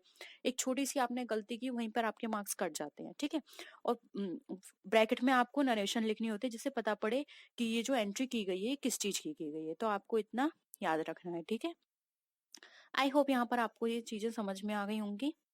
अब हम आ जाते हैं कैश बुक पर कि कैश बुक क्या होती है। Cash book, the cash book is a book of original entry. Original entry देखिए इसको भी क्यों बोला गया है, क्योंकि जैसे ही कोई कैश ट्रांजेक्शन होता है यहाँ पर सबसे पहले उसको नोट कर लिया जाता है, इसलिए जो ओरिजिनल एंट्री है। Since transactions are recorded for the first time from the source of document, जो भी सोर्स ऑफ डॉक्यूमेंट है। सोर्स ऑफ डॉक्यूमेंट का मतलब यहाँ पे एविडेंस की बात की गई है, जो भी आप वाउचिंग आपको मिलेगी, बिलिंग मिलेगा, उसके बेसिस पर। The cash book is larger in the sense that it is designed in the form of cash account and record cash receipts on the debit side and cash payment on the credit side। अब देखिए यहाँ पर ये बोला गया है कि larger क्यों होती है। देखिए कैश बुक लार्ज इसलिए होती है, कल भी हमने इसके करेक्टरिस्टिक की बात की थी अकाउंटिंग के, तो वहाँ पे क्या डिस्कस किया था बार बार कि ये इसमें क्या होते हैं, मॉनेटरी आइटम्स इंक्लूड किए जाते हैं, उन ट्रांजेक्शन्स को इंक्लूड किया जाता है जो कि मॉनेटरी टर्म्स में डिफाइन होते हैं। अब देखिए जब मॉनेटरी टर्म्स में सारी चीजें होंगी तो ट्रांजेक्शन्स भी तो काफी होंगे, जब हम बिजनेस कर रहे हैं तो ट्रांजेक्शन्स तो डेली होंगे। अब जब ट्रांजेक्शन डेली होंगे तो वहां पर क्या होगा, उनकी जो नंबरिंग होगी या फिर उनकी जो हम बोल रहे हैं कि वो ट्रांजेक्शन क्या होंगे, लार्ज क्वांटिटी में होंगे, तो उनकी क्वांटिटी ज्यादा होगी तो उनको रिकॉर्ड भी हमें ज्यादा करना पड़ेगा, इसलिए कैश बुक वहाँ पे बहुत बड़ी प्रिपेयर की जाती है, इन द सेंस लार्ज वहाँ पे क्रिएट की जाती है। और इसमें इसको यहाँ पे रिकॉर्ड किस तरह से किया जाता है, जो भी हमें कैश रिसीव होगा वो हम डेबिट साइड लिखेंगे, और जो भी हमारे पास से कैश पेमेंट किया जाएगा वो हम क्या लिखेंगे, क्रेडिट साइड लिखेंगे। ठीक है, आई होप कैश बुक भी आपको क्लियर है, और कोई भी आपको डाउट है तो प्लीज प्लीज प्लीज आप कभी भी कोई भी क्वेश्चन पूछ सकते हैं, कितनी भी बार पूछ सकते हैं। आप ये मत सोचेगा कि आपने एक या दो बार क्वेश्चन पूछ लिया मैं इरिटेट हो रही हूँ, ऐसा कुछ भी नहीं है, आप मुझसे कभी भी कोई भी क्वेश्चन पूछ सकते हैं। ठीक है, अब देख लीजिए ये एक फॉर्मेट देख लीजिए कैश बुक का, ये कैश बुक है, इसमें देखिए यहाँ पे डेट, पर्टिकुलर्स, ये LF का मतलब होता है लेजर फोलियो। लेजर फोलियो मतलब अगर आपने लेजर से कोई भी यहाँ पे एंट्री करी है तो आपको यहाँ पे उसका नंबर लिखना होगा, जिससे कि बाय चांस मुझे ये देखना है कि ये सेल्स अकाउंट की एंट्री जेन्युइन है या नहीं। तो यहाँ पे अगर मेंशन किया होगा 4th नंबर या 5 नंबर जहां भी उसकी एंट्री है, तो मैं ठीक उसी पेज पर जाके लेजर से इसको क्या कर सकती हूँ, क्रॉस वेरीफाई कर सकती हूँ कि हाँ ये एंट्री जेन्युइन है। ठीक है, तो यहाँ पर लेजर फोलियो हो गया हमारा। फिर आगे अमाउंट, ये हमारा अमाउंट है, कौन सा अमाउंट है, डेटर, DR, ऊपर आपको DR लिखना पड़ेगा, जैसे यहाँ पे CR लिखा है ऐसे DR। फिर again date, date, particulars, ledger folio and amount, ये हमारा क्रेडिट अमाउंट है। ठीक है, जैसे कि आप देखो यहाँ लिखा है, ये बिल्कुल करेक्ट है, यहाँ पे 2 लगाया गया है, यहाँ Y लगाया गया है, ये 2 और Y लगाना भी बहुत ही इंपॉर्टेंट है। ठीक है, तो ये था हमारी कैश बुक की परफॉर्मा। अब आते हैं टाइप्स ऑफ कैश बुक पर। ये भी इम्पोर्टेंट क्वेश्चन बनता है कि कैश बुक होती है हमारी कितनी तरह की होती है। तो देखिए कैश बुक जो होती है हमारी 3 तरह की होती हैं, single column cash book, double column cash book और 3 कॉलम कैश बुक। अब इनको वन बाय वन देख लेते हैं ये कैसे कैसे होती हैं। देखिए सिंगल कॉलम कैश बुक, इसको थ्योरी में ज्यादा डिस्कस करने की जरूरत नहीं है, मैं बस आपको ऐसे ही फॉर्मेट के थ्रू समझा देती हूँ, थ्योरी तो आप खुद लिख सकते हैं। ठीक है, अब आप इतने मैच्योर हो गए हैं, और नहीं भी आपको समझ में आती है तो आप पूछ सकते हैं। देखिए सिंगल कॉलम कैश बुक, जो अभी मैंने आपको स्पेसिमेन बताया था कैश बुक का, वो भी आप सिंगल कॉलम कैश बुक उसको कह सकते हैं। यहाँ पे क्या होता है, ये DR का होता है, ये CR की होती हैं एंट्रीज, सेम वही फॉर्मेट है, date receipt ledger folio amount, date receipt ledger folio amount. ठीक है, ये है हमारा, ये इसको बोलते हैं सिंगल कॉलम कैश बुक, क्योंकि सिर्फ एक ही कॉलम है यहाँ पे, वो है हमारा अकाउंट का। ठीक है, एक कॉलम है। अब देखिए आप खुद ही इसको डिफरेंशिएट कर सकते हैं, ये है double column cash book. Double column cash book में क्या होता है, सारी चीजें वही होती हैं, date, description, voucher number, PR और डिस्काउंट कैश, बस यहाँ पे देखो डिफर क्या है, सारी चीजें वही हैं, बस एक कॉलम यहाँ पे डिस्काउंट का बना दिया जाता है, इसलिए इसको डबल कॉलम कैश बुक कहा जाता है। ये हमारा कैश बैलेंस यहाँ पे लिखा जाएगा, जो भी हम कैश के साथ डिस्काउंट देंगे या हमको मिलेगा, वो सारी चीजें यहाँ पे मेंशन की जाती हैं डिस्काउंट में। ठीक है, तो दूसरा कॉलम किसका बनेगा, डिस्काउंट का, डबल कॉलम कैश बुक में, इसलिए इसको डबल कॉलम कैश बुक कहा जाता है। अब देख लीजिए 3 कॉलम कैश बुक में क्या डिफरेंस है। 3 कॉलम कैश बुक में देखिए सेम वही चीज है, डिस्काउंट है, कैश है, लेकिन थर्ड कॉलम किसका बना दिया यहाँ पे, बैंक का, ये रहा बैंक का। तो देखिए फर्स्ट कॉलम में सिर्फ कैश आएगा, सेकंड कॉलम कैश बुक में कैश और डिस्काउंट का बनाएंगे, और थर्ड कॉलम में कैश बनेगा, डिस्काउंट बनेगा और बैंक का कॉलम बनेगा। ठीक है, बहुत सिंपल था, आई होप यहाँ तक आपको सब क्लियर है। और अगर प्लीज क्लियर है तो इस वीडियो को लाइक कीजिए, फ्रेंड्स या शेयर कीजिए, ताकि ज्यादा से ज्यादा लोगों तक ये वीडियो पहुंचे। और अगर आपको नहीं पसंद आती है तो प्लीज डिसलाइक भी जरूर कर सकते हैं। अब आता है पिटी कैश बुक। अब देखिए पिटी कैश बुक क्या होती है, इसको क्यों प्रिपेयर किया जाता है, एक बार ये डिस्कस कर लेते हैं। देखिए अगर हम यहाँ पर बात करें पिटी कैश बुक की, तो हमारे बिजनेस के अंदर बहुत सारे ऐसे ट्रांजैक्शंस डे टू डे होते हैं जो कि बहुत बार होते हैं, दिन में कई बार होते हैं उस तरह के एक्सपेंसेस। जैसे कि फॉर एग्जांपल स्टेशनरी की बात करें। अब कभी कंपनी में या हमारे बिजनेस के अंदर पेन परचेज होकर आ रहा है, कभी स्केल है, या बहुत सारी स्टेशनरी चीजें होती हैं, शार्पनर है, या फिर कोई बुक है, कोई नोटबुक है, आप उसको परचेस करके ला रहे हैं। तो वो क्या होता है, ऐसा होता है अभी आपने परचेस कर ली या फिर थोड़ी देर बाद कर ली, तो ये क्या होती है बहुत सारी होती है इस तरह के एक्सपेंसेस। तो आप इसको एक एक करके कैश बुक में लिखने लगे तो आपको क्या बहुत ही प्रॉब्लम होगी। और कई बार क्या होता है उसको आप कैश बुक में क्या होता है कि ये सब चीजें आपको नीट एंड क्लीन प्रिपेयर करनी होती हैं, लेकिन आप बार बार उसको एंट्री करेंगे तो वो क्या होती है, खराब हो जाती है। और आपके पास इतना टाइम भी नहीं है कि आप ये छोटे छोटे एक्सपेंसेस को डेली डेली यहाँ पर रिकॉर्ड करें। तो इन सारी चीजों से बचने के लिए एक अलग से बुक प्रिपेयर की जाती है जिसको बोला जाता है पिटी कैश बुक। पिटी कैश बुक का मेन पर्पस क्या होता है कि बिजनेस के अंदर जो भी स्मॉल पेमेंट्स होंगे लार्ज नंबर पर, उनको यहाँ पे नोट कर लिया जाता है। इनका अमाउंट जो होता है बहुत कम होता है। और पिटी कैश बुक के लिए जो कैशियर होता है उसको हम पिटी कैशियर के नाम से भी जानते हैं। उसको क्या होता है, जो हमारा कैशियर होता है वो पिटी कैशियर को कुछ अमाउंट दे देता है डेली का, कि लो ये आपके पैसे हैं, इनको आपको खर्च करना है। अब डेली के जो भी खर्चे होंगे वो आप इसी पैसों से निपटाना, ठीक है। तो उसको एडवांस दे दिया जाता है, वो उसी के बेसिस पे खर्चे करता है। और अपनी जो पिटी कैश बुक है उसमें वो सारी चीजें नोट कर लेता है, और जो भी उन्होंने टाइम आपस में डिसाइड किया है, मंथली वीकली, उसकी रिपोर्ट जाके वो अपने कैशियर को दे देता है। कैशियर क्या करता है, जो भी ट्रांजेक्शन्स होते हैं उनको इंक्लूड करके सिर्फ एक हेड में उन सबको मेंशन कर दें। जैसे कि मैंने कहा कि पेन आया, नोटबुक आई, डायरी आई, और शार्पनर आया, इस तरह की सारी चीजें। अब वो एक एक करके तो लिखेगा नहीं, वो क्या करता है यहाँ पर कि जो हमारी स्टेशनरी होती है, स्टेशनरी के हेड में वो सारे जो भी खर्चे हुए हैं उन सारी चीजों को परचेज करने में एक बार में उनको लिख देता है, ठीक है। अब देखिए पिटी कैश बुक का यहाँ पे एक मेन एडवांटेज भी क्या है। पिटी कैश बुक में कभी भी कोई भी क्रेडिट बैलेंस नहीं होता है। इसका भी एक लॉजिक है। देखिए क्रेडिट बैलेंस इसलिए नहीं होता क्योंकि मैंने आपको बताया कि यहाँ पे कैशियर, पिटी कैशियर को क्या करता है, पहले से अमाउंट दे देता है जिसके बेसिस पर वो खर्चे करता है। अब आपको जितने पैसे मिले आप उतना ही खर्चे करोगे तो आपके पास क्रेडिट बैलेंस बचेगा ही नहीं, ठीक है। तो इसका एक भी फायदा होता है, और इससे क्या होता है कि आपकी जो कैश बुक होती है, मेन कैश बुक, वो आपकी नीट एंड क्लीन रहती है, क्योंकि सारे रिकॉर्ड पेटी कैश बुक में किए जा रहे हैं। आई होप यहाँ पर आपको पिटी कैश बुक भी क्लियर है। नेक्स्ट आते हैं इम्प्रेस्ड सिस्टम पर। अब इम्प्रेस सिस्टम क्या होता है, देखिए पिटी कैश बुक को मेंटेन करने के मेथड को हम इम्प्रेस सिस्टम बोलते हैं, जिसके अंदर पिटी कैश बुक को मेंटेन किया जाता है।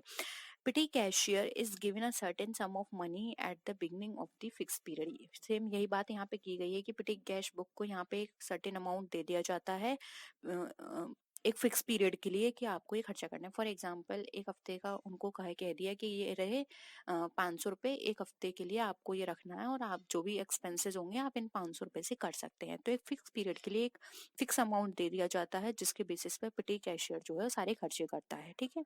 और फिर बाद में एक हफ्ते के बाद उस पूरी रिपोर्ट कैशियर को दे दी जाती है, जिसके बेसिस पर वो कैश बुक में उन सारी चीजों को रिकॉर्ड कर लेते हैं। नेक्स्ट है advantage of impressed system petty cash book. अब इसके क्या क्या एडवांटेज हैं हम ये डिस्कस कर लेते हैं। फर्स्ट है control over mistakes. Control over mistakes की देखिए यहाँ पर अगर हम बात करें तो यहाँ पर हमारी जितने भी मिस्टेक्स होती हैं, जो मैंने आपको पहले भी बताया, उससे क्या होता है कि अगर कोई भी किसी भी तरह का कैशियर गड़बड़ करता है तो यहाँ पर क्या होता है, इजिली पता चल जाता है पिटी कैश बुक में देख के कि ये सारे खर्चे हुए थे। इसके बेसिस पर इतना हमारे जो स्टेशनरी इतने की है, ये हमारे खर्चे इतने के थे, लेकिन कैशियर कुछ और दिखा रहा है, तो पिटी कैश बुक से हम क्या कर सकते हैं, उसको कंट्रोल कर सकते हैं। कंट्रोल ओवर देयर एक्सपेंसेस, अब इससे क्या होता है, एक्सपेंसेस पे भी कंट्रोल किया जा सकता है। अब यहाँ पर उसको जितने पैसे दिए गए हैं पिटी कैश बुक में, पिटी कैशियर को, वो उतने ही खर्चे करेगा, उससे ज्यादा नहीं करेगा। तो इससे क्या होगा, जो एक्स्ट्रा एक्सपेंसेस होने के चांसेस हैं वो वहां पे कम हो जाते हैं। थर्ड है control exercised by main cashier. अब मेन कैशियर भी यहाँ पर क्या करता है, कंट्रोल करके रखता है पिटी कैशियर को, कि वहां पर क्या होगा कि वो सारी चीजें डेल जैसे मैंने आपको बताया वीकली होता है या फिर हर फोर्थ डे वो कर सकता है, तो इससे क्या होगा, वो डेली चेक करेगा।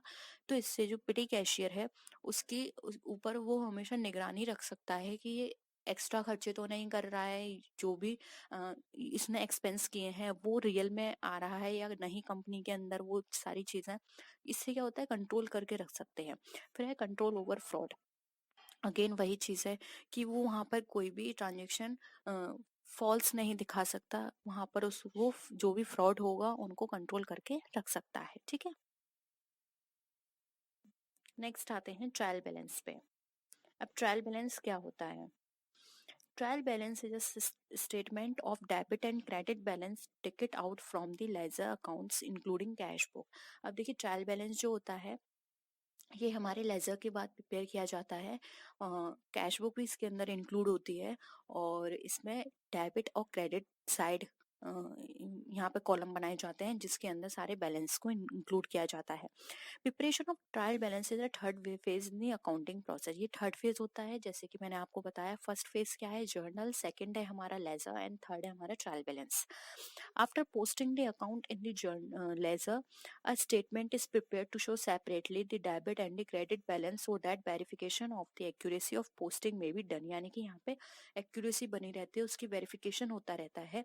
This statement so prepared is called trial balance। इसलिए ये statement prepare किया जाता है जिसको क्या बोलते हैं हम, trial balance। अब देखिए ट्रायल बैलेंस का फॉर्मेट भी देख लेते हैं कि इसको किस तरह से प्रिपेयर किया जाता है। तो ये ट्रायल बैलेंस का फॉर्मेट है जिसके अंदर हम यहाँ पर ये है हमारा numbers, particulars, ledger folio. Again यहाँ पे लेजर फोलियो के नंबर्स लिखे जाते हैं, debit balance and credit balance. ठीक है, यहाँ पर क्या होता है, ट्रायल बैलेंस का बैलेंस जो है वो सेम होना चाहिए, तब माना जाता है कि हमारा ट्रायल बैलेंस बिल्कुल सही है, जो भी एंट्रीज की गई हैं वो हमारी बिल्कुल करेक्ट है।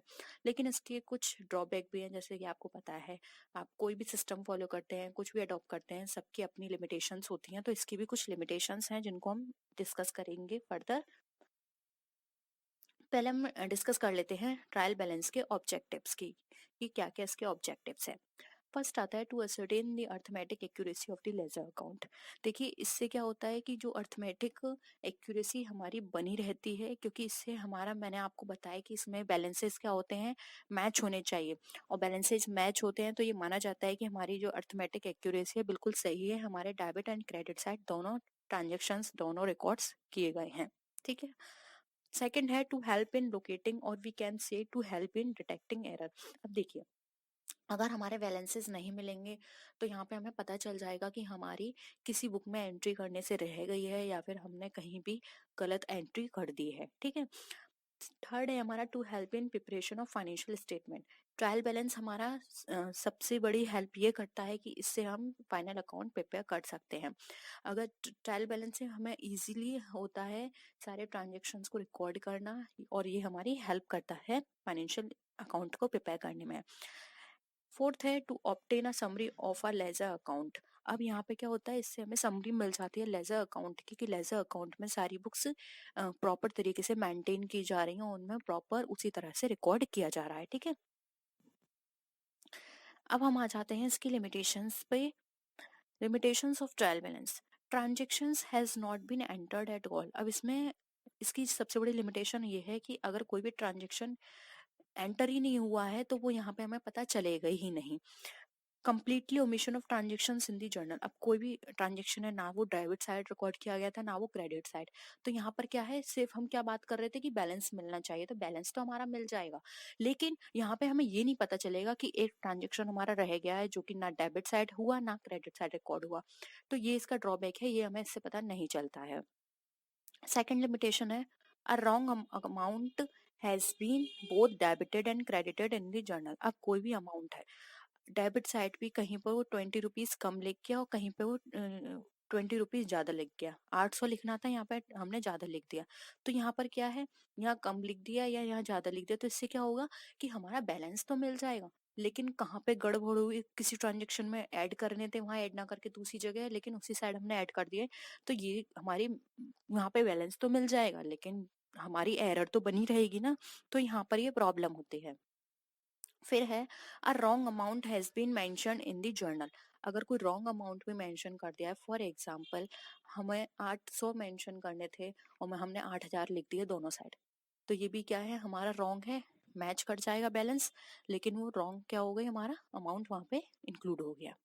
तो ये कुछ गड़बड़े होती हैं जो कि हमें लेजर के थ्रू या हम बात करें ट्रायल बैलेंस के थ्रू पता नहीं चलती हैं। A transaction entered in the journal but not posted at all in the ledger। अब कोई भी ऐसा ट्रांजेक्शन है जो कि जर्नल में तो है लेकिन वो लेजर में रिकॉर्ड नहीं हुआ था, और आपको पता है लेजर की हेल्प से ही हम ट्रायल बैलेंस बनाते हैं। तो जब वो लेजर में रिकॉर्ड नहीं हुआ तो ट्रायल बैलेंस में भी रिकॉर्ड नहीं होगा, तो हमें पता ही नहीं चलेगा। तो गड़बड़ क्या हुई, स्टार्टिंग में ही गड़बड़ हुई, लेकिन वो गड़बड़ क्या रहेगी, आगे तक बनी रहेगी। तो ये भी इसका एक ड्रॉबैक है कि हमें ये सब चीजें पता ही नहीं चलती हैं। इसलिए मैं आपसे शुरू से ये समझा रही हूँ कि जो भी हम रिकॉर्ड करते हैं, जो भी हम अकाउंट्स प्रिपेयर करते हैं, वो स्टार्टिंग से ही हमें अच्छे से बना के चलने चाहिए, जिससे कि आगे तक कोई प्रॉब्लम ना हो। क्योंकि कहीं भी एक गड़बड़ हुई जिससे हमारे पूरे अकाउंट क्या होंगे, पूरे रिकॉर्ड्स, पूरे अकाउंट्स हमारे खराब हो जाएंगे। लास्ट है in ledger entries posted twice time. अगर लेजर में हमारी कोई भी एंट्री 2 बार पोस्ट हो गई है तो यहाँ पे उसका पता नहीं चलेगा, अगेन बैलेंस मिल जाएगा। क्योंकि मेन चीज हम ट्रायल बैलेंस में क्या देखते हैं, बैलेंस मिल गया। और एक और चीज होती है, बैलेंस नहीं भी मिलता है तो हम क्या करते हैं, सस्पेंस अकाउंट के नाम से वहां पे डाल देते हैं और आगे अपने क्या करते हैं, रिकॉर्ड बनाने स्टार्ट कर देते हैं, फाइनल अकाउंट प्रिपेयर करना शुरू कर देते हैं, जिससे कि हम सस्पेंस अकाउंट में डाल के बस मैच कर देते हैं और आगे की प्रोसेसिंग स्टार्ट कर देते हैं। ठीक है, तो ये कुछ ऐसे ड्रॉबैक हैं जिसकी वजह से सही इंफॉर्मेशन हमें नहीं मिल पाती है।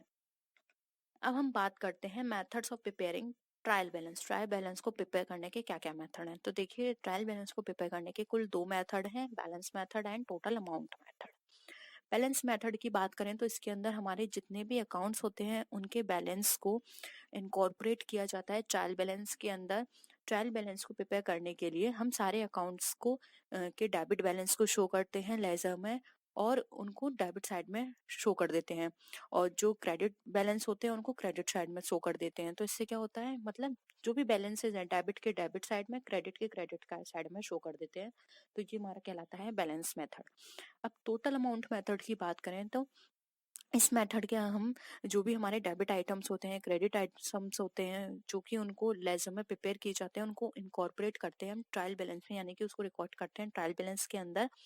ट्रायल बैलेंस के अंदर इसमें जो पोस्टिंग होती है, इसमें पोस्टिंग की जाती है जो हमारे लेजर से, इसमें सिर्फ बैलेंस इंक्लूड किया जाता है, जबकि इसमें क्या होता है, पूरी एंट्रीज वहां पे इंक्लूड की जाती हैं। तो सिर्फ इतना ही डिफरेंस है, सेम, लेकिन जो मैंने लिमिटेशंस बात कही वो दोनों ही मेथड में बनी रहती हैं। ठीक है, फर्स्ट आते हैं फर्स्ट क्वेश्चन पे। In book keeping posting means, यानी कि बुक कीपिंग के अंदर जो पोस्टिंग की जाती है आपको बताना है उसका क्या मतलब होता है। फर्स्ट है to record the transactions from the journal to ledger, यानी कि जर्नल से लेजर में ट्रांजेक्शन करना, उसको रिकॉर्ड करना, क्या ये कहलाता है बुक कीपिंग। सेकेंड है to record the transactions in the journal. Third है to record the transactions in the subsidiary book. और फोर्थ है हमारे to record the transactions in the cash book. ठीक है, तो हमें बताना है इसमें से बुक कीपिंग क्या है। तो बुक कीपिंग हमने अकाउंटिंग के अंदर बुक कीपिंग डिस्कस किया था, जिसके अंदर हमने ये जाना था कि बुक कीपिंग के अंदर होता है का मतलब होता है कि हमारे बिजनेस के अंदर जो भी ट्रांजेक्शन्स हो रहे हैं उनको रिकॉर्ड करना बुक्स ऑफ अकाउंट्स में, वो हमारा बुक कीपिंग कहलाता है। तो देखिए, उस चीज के अकॉर्डिंग यहाँ पर जो हमारा राइट आंसर होगा वो होगा यहाँ पे ऑप्शन नंबर क्या होगा, बी, वो हमारा कहलाता है बुक कीपिंग। तो यहाँ पे ऑप्शन बी हमारा राइट आंसर हो जाएगा। जर्नल से लेजर में करना ये हमारा पोस्टिंग होगा, सॉरी सॉरी सॉरी, यहाँ पे पोस्टिंग पूछा गया है, तो यहाँ पे ऑप्शन ए हमारा राइट आंसर होगा, क्योंकि यहाँ पे पोस्टिंग की बात कर रहे हैं। अगर हम बुक कीपिंग की बात करेंगे तो वो हो जाएगा हमारा ये जर्नल में ट्रांजेक्शन करना बुक कीपिंग कहलाएगा, और सब्सिडरी की बात करें तो ये भी हमारा क्या कहलाता है, सब्सिडरी बुक में हम कब ट्रांसफर करते हैं, जब हम लेजर प्रिपेयर करते हैं। और हम कैश बुक में कब ट्रांसफर करेंगे, जब हम कैश ट्रांजेक्शन्स करते हैं। अगेन ये हमारा लेजर का ही पार्ट होता है। तो यहाँ पे पोस्टिंग पूछा गया है, तो यहाँ पर ऑप्शन 1 राइट आंसर होगा। जो हम जर्नल से लेजर में ट्रांसफर करते हैं तो उसको बोलते हैं हम बुक कीपिंग। आई होप यहाँ आपको क्लियर है। सेकंड क्वेश्चन पे आते हैं, और अगर आपको वीडियो पसंद आए तो वीडियो को लास्ट में आप लाइक भी जरूर कीजिएगा और अपने फ्रेंड्स के साथ भी जरूर शेयर कीजिएगा। The basic rule of book keeping, debit the receiver credit the giver is applicable to. यानी कि आपको बताना है बुक कीपिंग के अंदर कि जो भी डेबिट हम रिसीव कर रहे हैं उसे डेबिट करेंगे, और जो भी हमें दिया जा रहा है यानी जो भी हम देंगे उसको हम क्या करेंगे, क्रेडिट करेंगे। ये किसका रूल है आपको ये बताना है। तो मैंने आपको जो थ्योरी क्लासेस करी थी तो वहाँ पे ये सारी चीज़ें डिस्कस की थी कि किस तरह से हम ये अकाउंट्स प्रिपेयर करते हैं। अकाउंट के अंदर ये सारी चीज़ें हमने पढ़ी थी। तो देखिए यहाँ पर पाने वाले को क्या किया जा रहा है, डेबिट, और जो हम दे रहे हैं उसको क्या कर रहे हैं, क्रेडिट। तो ये किसमें है, नॉमिनल, रियल, पर्सनल या ड्राइंग। तो देखिए ये हमारा बताता है पर्सनल अकाउंट को। जबकि अगर हम बात करें यहाँ पे हमारे नॉमिनल अकाउंट की, आपने नॉमिनल अकाउंट को भी डिस्कस किया था, ठीक है। तो देखिए नॉमिनल अकाउंट के अंदर हम यहाँ पर आए तो नॉमिनल अकाउंट में आता है जो भी हमारे सारे एक्सपेंडिचर्स लॉस होते हैं वो हमारे आते हैं डेबिट में, और जो भी हमारे इनकम्स और प्रॉफिट्स होते हैं वो होते हैं हमारे क्रेडिट में। वहीं अगर हम रियल अकाउंट की बात करें तो देखिए रियल अकाउंट के अंदर जितने भी हमारे पास असेट्स या फिर हमारे पास कोई भी ऐसी चीज़ है जो हमें रिसीव होगी वो हम डेबिट करेंगे, और हमारे पास से कोई भी ऐसी जैसे कैश है या कोई भी असेट हमारे पास जाएगी तो उसको हम क्या करेंगे, क्रेडिट करेंगे, ठीक है। तो ये थे इनके रूल्स, हम लोगों ने ये डिस्कस किए थे, तो आप एक बार फिर से उस वीडियो को देख लीजिएगा। थर्ड है revenue is considered as being earn when, यानी कि रेवेन्यू कब ऐसे कंसिडर्ड किया जाएगा कि हमने उसको अर्न कर लिया है। याद रखिए यहाँ पे अर्न की बात की जा रही है, यहाँ पर ये बात नहीं की जा रही है कि हमने उसको रिसीव कर लिया है। अर्न कर लिया और रिसीव कर लिया है, दोनों में बहुत अंतर है। ऑप्शंस देख लेते हैं, cash is received, production is done, sale is affected, purchase is done. तो देखिए यहाँ पर रेवेन्यू की बात की जा रही है। रेवेन्यू यानी आपके पास कुछ आ रहा है, कोई इनकम आ रही है। तो परचेज के अंदर आपके पास कोई इनकम नहीं जाती, आपके पास यहाँ आती नहीं है, आपके पास से जाती है। तो देखिए परचेज इज डन तो कट गया। और मैंने अभी आपको बताया कि रेवेन्यू इज बीइंग अर्न है।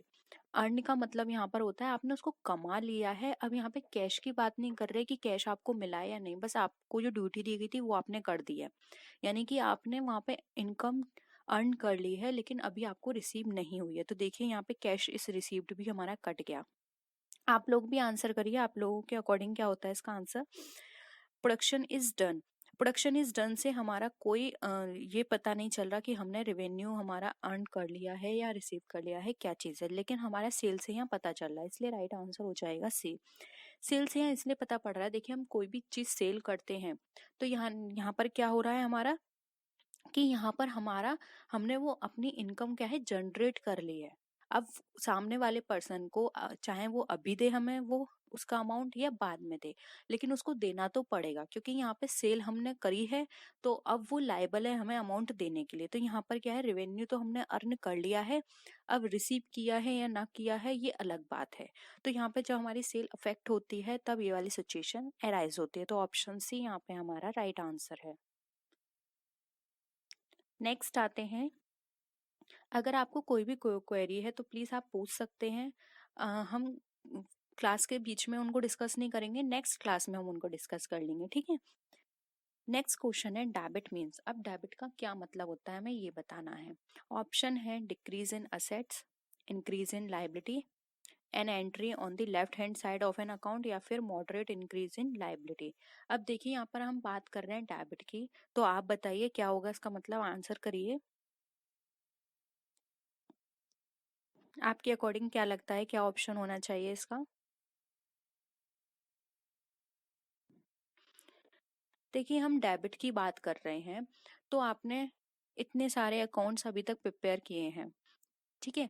तो आपने देखा होगा जब भी हम अकाउंट बनाते हैं इस तरह से बनाया जाता है। ये हमारा क्या हो गया, डेट का कॉलम, ये हमारा पर्टिकुलर का कॉलम हो गया, ये हमारा अमाउंट का, देन फिर डेट का, पर्टिकुलर्स एंड अमाउंट। तो यहाँ पर हम क्या लिखते हैं, डेबिट, और ये इस वाले पोर्शन में लिखते हैं क्रेडिट। यानी कि ये हमारा राइट साइड पे क्रेडिट है और लेफ्ट साइड पे क्या है, हमारा डेबिट। तो देखिए इसके अकॉर्डिंग ऑप्शन जो है थर्ड वो हमारा राइट आंसर हो जाएगा। ऐसी कोई भी एंट्री जो फिर हम अकाउंट के लेफ्ट हैंड साइड पर बनाते हैं उसको बोला जाता है क्रेडिट, और अगर हम उसको राइट हैंड साइड पर बनाएंगे तो उसको बोला जाएगा क्रेडिट। आई होप ये क्वेश्चन आपको क्लियर है। ठीक है, बहुत सिंपल था ये क्वेश्चन। देखिए ये एक इमेज है, इससे आप समझ सकते हैं जैसे कि असेट अकाउंट आपने प्रिपेयर किया, तो यहाँ पे लेफ्ट हैंड साइड में आपने डेबिट लिखा और ये क्रेडिट आपने लिखा राइट हैंड साइड में। ठीक है, नेक्स्ट क्वेश्चन है drawing account is related to. अभी ड्राइंग्स अकाउंट होती हैं, आपको पता है ड्राइंग्स क्या होती हैं, जब कोई पर्सन अपने ही बिजनेस से अपने पर्सनल यूज के लिए कोई भी सामान निकालता है, गुड्स यूज करता है, तो वो ड्राइंग कहलाती है। तो ये क्या है, nominal account, personal account, real account, या फिर कंपनीज ड्राइंग अकाउंट। तो देखिए यहाँ पर अगर हम बात करें ड्राइंग्स अकाउंट की, तो देखिए ये नॉमिनल अकाउंट नहीं है। नॉमिनल अकाउंट क्यों नहीं है, क्योंकि देखिए यहाँ पर बात की जा रही है ड्राइंग की, ये किसको रिप्रेजेंट कर रहा है, आप खुद बताइए, इसका आंसर आप दे सकते हैं।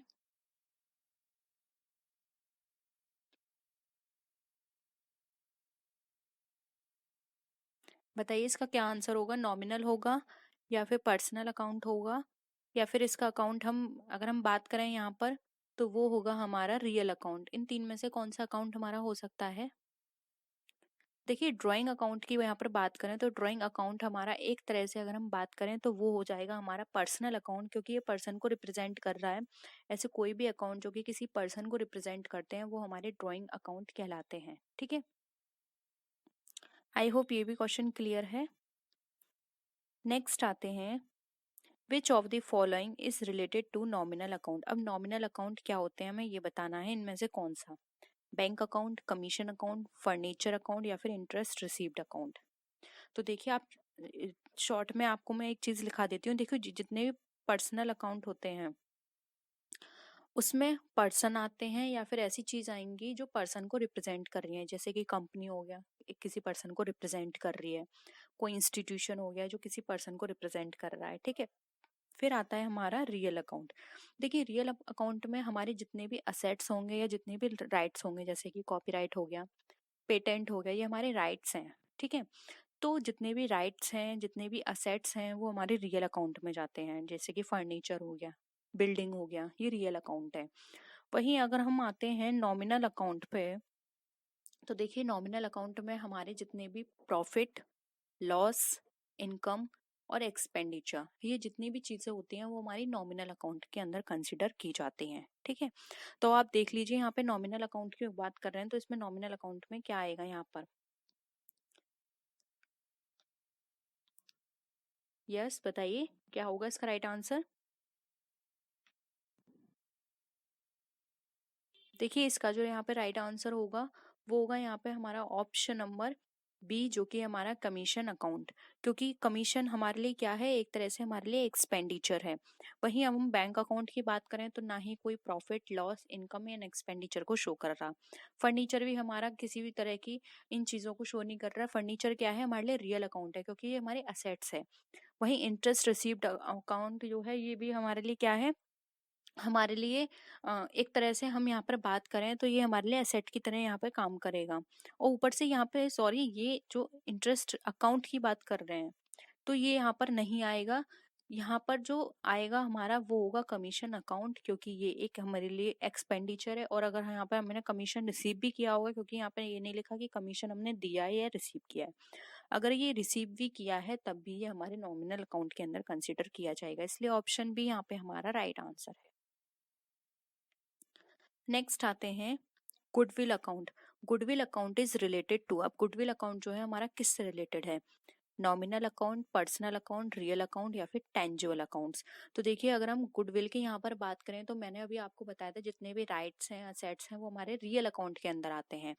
इसलिए यहाँ पे ऑप्शन सी, रियल अकाउंट हमारा राइट आंसर है, क्योंकि ये जो गुडविल है ये हमारे लिए एज असेट है, और ये एज हमारे लिए राइट है, क्योंकि ये हमने खुद अर्न किया है तो ये हमारी है। ठीक है, तो ऑप्शन यहाँ पे सी जो है हमारा राइट आंसर हो जाएगा। नेक्स्ट आते हैं प्रीपेड इंश्योरेंसेस। अब प्रीपेड इंश्योरेंस क्या है? नॉमिनल अकाउंट, नॉमिनल कर लीजिएगा इसे, nominal account, personal account, real account या फिर प्रीपेड अकाउंट। तो देखिए प्रीपेड इंश्योरेंस की यहाँ पर बात करें तो प्रीपेड इंश्योरेंस हमारा एक तरह से क्या कौन सा अकाउंट होगा ये आपको बताना है। जल्दी बताइए इसका आंसर क्या होगा प्रीपेड अकाउंट। देखिए प्रीपेड अकाउंट की बात करें तो जितने भी हमारे ऐसे एक्सपेंडिचर होते हैं जो कि हमने प्रीपेड करे होते हैं, या फिर यहाँ पर अगर हम बात करें कि ऐसे कुछ आउटस्टैंडिंग हमारे ट्रांजेक्शन्स भी होते हैं, तो वो हमारे पर्सनल अकाउंट के अंदर कंसिडर किए जाते हैं। यहाँ पे प्रीपेड इंश्योरेंस की बात की गई है तो यहाँ पे ऑप्शन बी हमारा राइट आंसर हो जाएगा बी। अब कुछ एग्जाम्पल्स हैं, जैसे कि देखिए प्रीपेड रेंट अकाउंट हो गया, आउटस्टैंडिंग रेंट हो गया, आउटस्टैंडिंग सैलरी हो गई, इंटरेस्ट अक्रूड हो गया, इंटरेस्ट आउटस्टैंडिंग अकाउंट हो गया। ये सारे हमारे क्या हैं, पर्सनल अकाउंट के अंदर कंसिडर किए जाते हैं। ठीक है, आप इनको नोट कर लीजिएगा। नेक्स्ट है according to the going concern concept a business entity assume to have. यानी कि अगर हम गोइंग कंसर्न कॉन्सेप्ट की बात करें तो हमारी बिजनेस की एंटिटी किस तरह की होती है? एक लॉन्ग लाइफ की, a very short life, and indefinite life या फिर अ मीडियम लाइफ। देखिए यहाँ पर हम बात करें गोइंग कंसर्न कॉन्सेप्ट की, तो गोइंग कंसर्न कॉन्सेप्ट के अंदर ये बताया जाता है कि हमारा जो बिजनेस है, या फिर ये एज्यूम करके चलते हैं कि हमारा जो बिजनेस है वो लॉन्ग टर्म तक रहेगा। ठीक है, मैं आपको ये डिस्कस भी कर चुकी हूँ तो आप इजीली इसका आंसर कर सकते हैं। जल्दी बताइए इसका क्या आंसर होगा।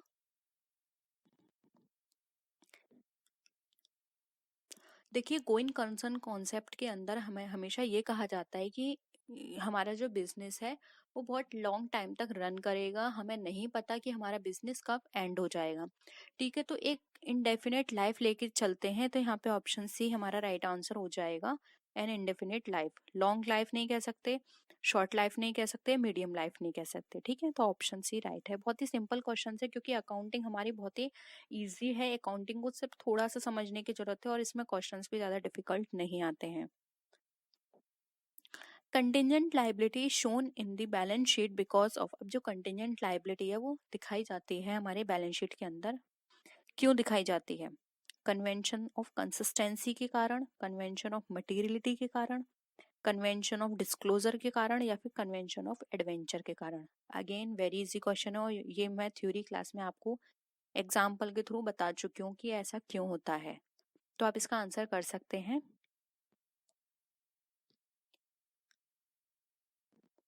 देखिए कंटिजेंट लाइबिलिटी वो लाइबिलिटी होती है जो कि हमें नहीं पता कि फ्यूचर में लाइबिलिटी है, होगी भी या नहीं होगी, मतलब एक सस्पेंस बना रहता है। तो ये हमारी वहां पर बैलेंस शीट के अंदर एज अ फुटनोट वहां पे शो कर दी जाती है कि ये हो भी सकती है फ्यूचर में, नहीं भी हो सकती। तो ये इसलिए करी जाती है क्योंकि हम सबको पता है कि अकाउंटिंग के कुछ अपने प्रिंसिपल्स हैं जिनको फॉलो करना पड़ता है। तो उन्हीं में से एक प्रिंसिपल है हमारा प्रिंसिपल ऑफ डिस्क्लोजर या फिर कन्वेंशन ऑफ डिस्क्लोजर। तो ये डिस्क्लोजर के अंदर ये होता है कि कंपनी के जितनी भी इंफॉर्मेशन है वो आपको डिस्क्लोज करनी है। उसी के द्वारा हम जो हमारी जो कंटिजेंट लायबिलिटी होती है वो बैलेंस शीट में शो की जाती है। तो यहाँ पे ऑप्शन सी हमारा convention of disclosure right answer. Friends ये थी आज की वीडियो। आई होप आपको आज के क्वेश्चंस पसंद आए होंगे। अगर वीडियो पसंद आए तो वीडियो को लाइक कीजिए, अपने फ्रेंड्स के साथ शेयर कीजिए, और किसी भी तरह की कोई भी क्वेरी हो या आप सजेशन देना चाहते हैं तो आप नीचे कमेंट सेक्शन में लिख सकते हैं। तो फ्रेंड्स नेक्स्ट वीडियो में हम फिर मिलते हैं और भी अच्छी वीडियोस के साथ। तब तक के लिए बाय बाय।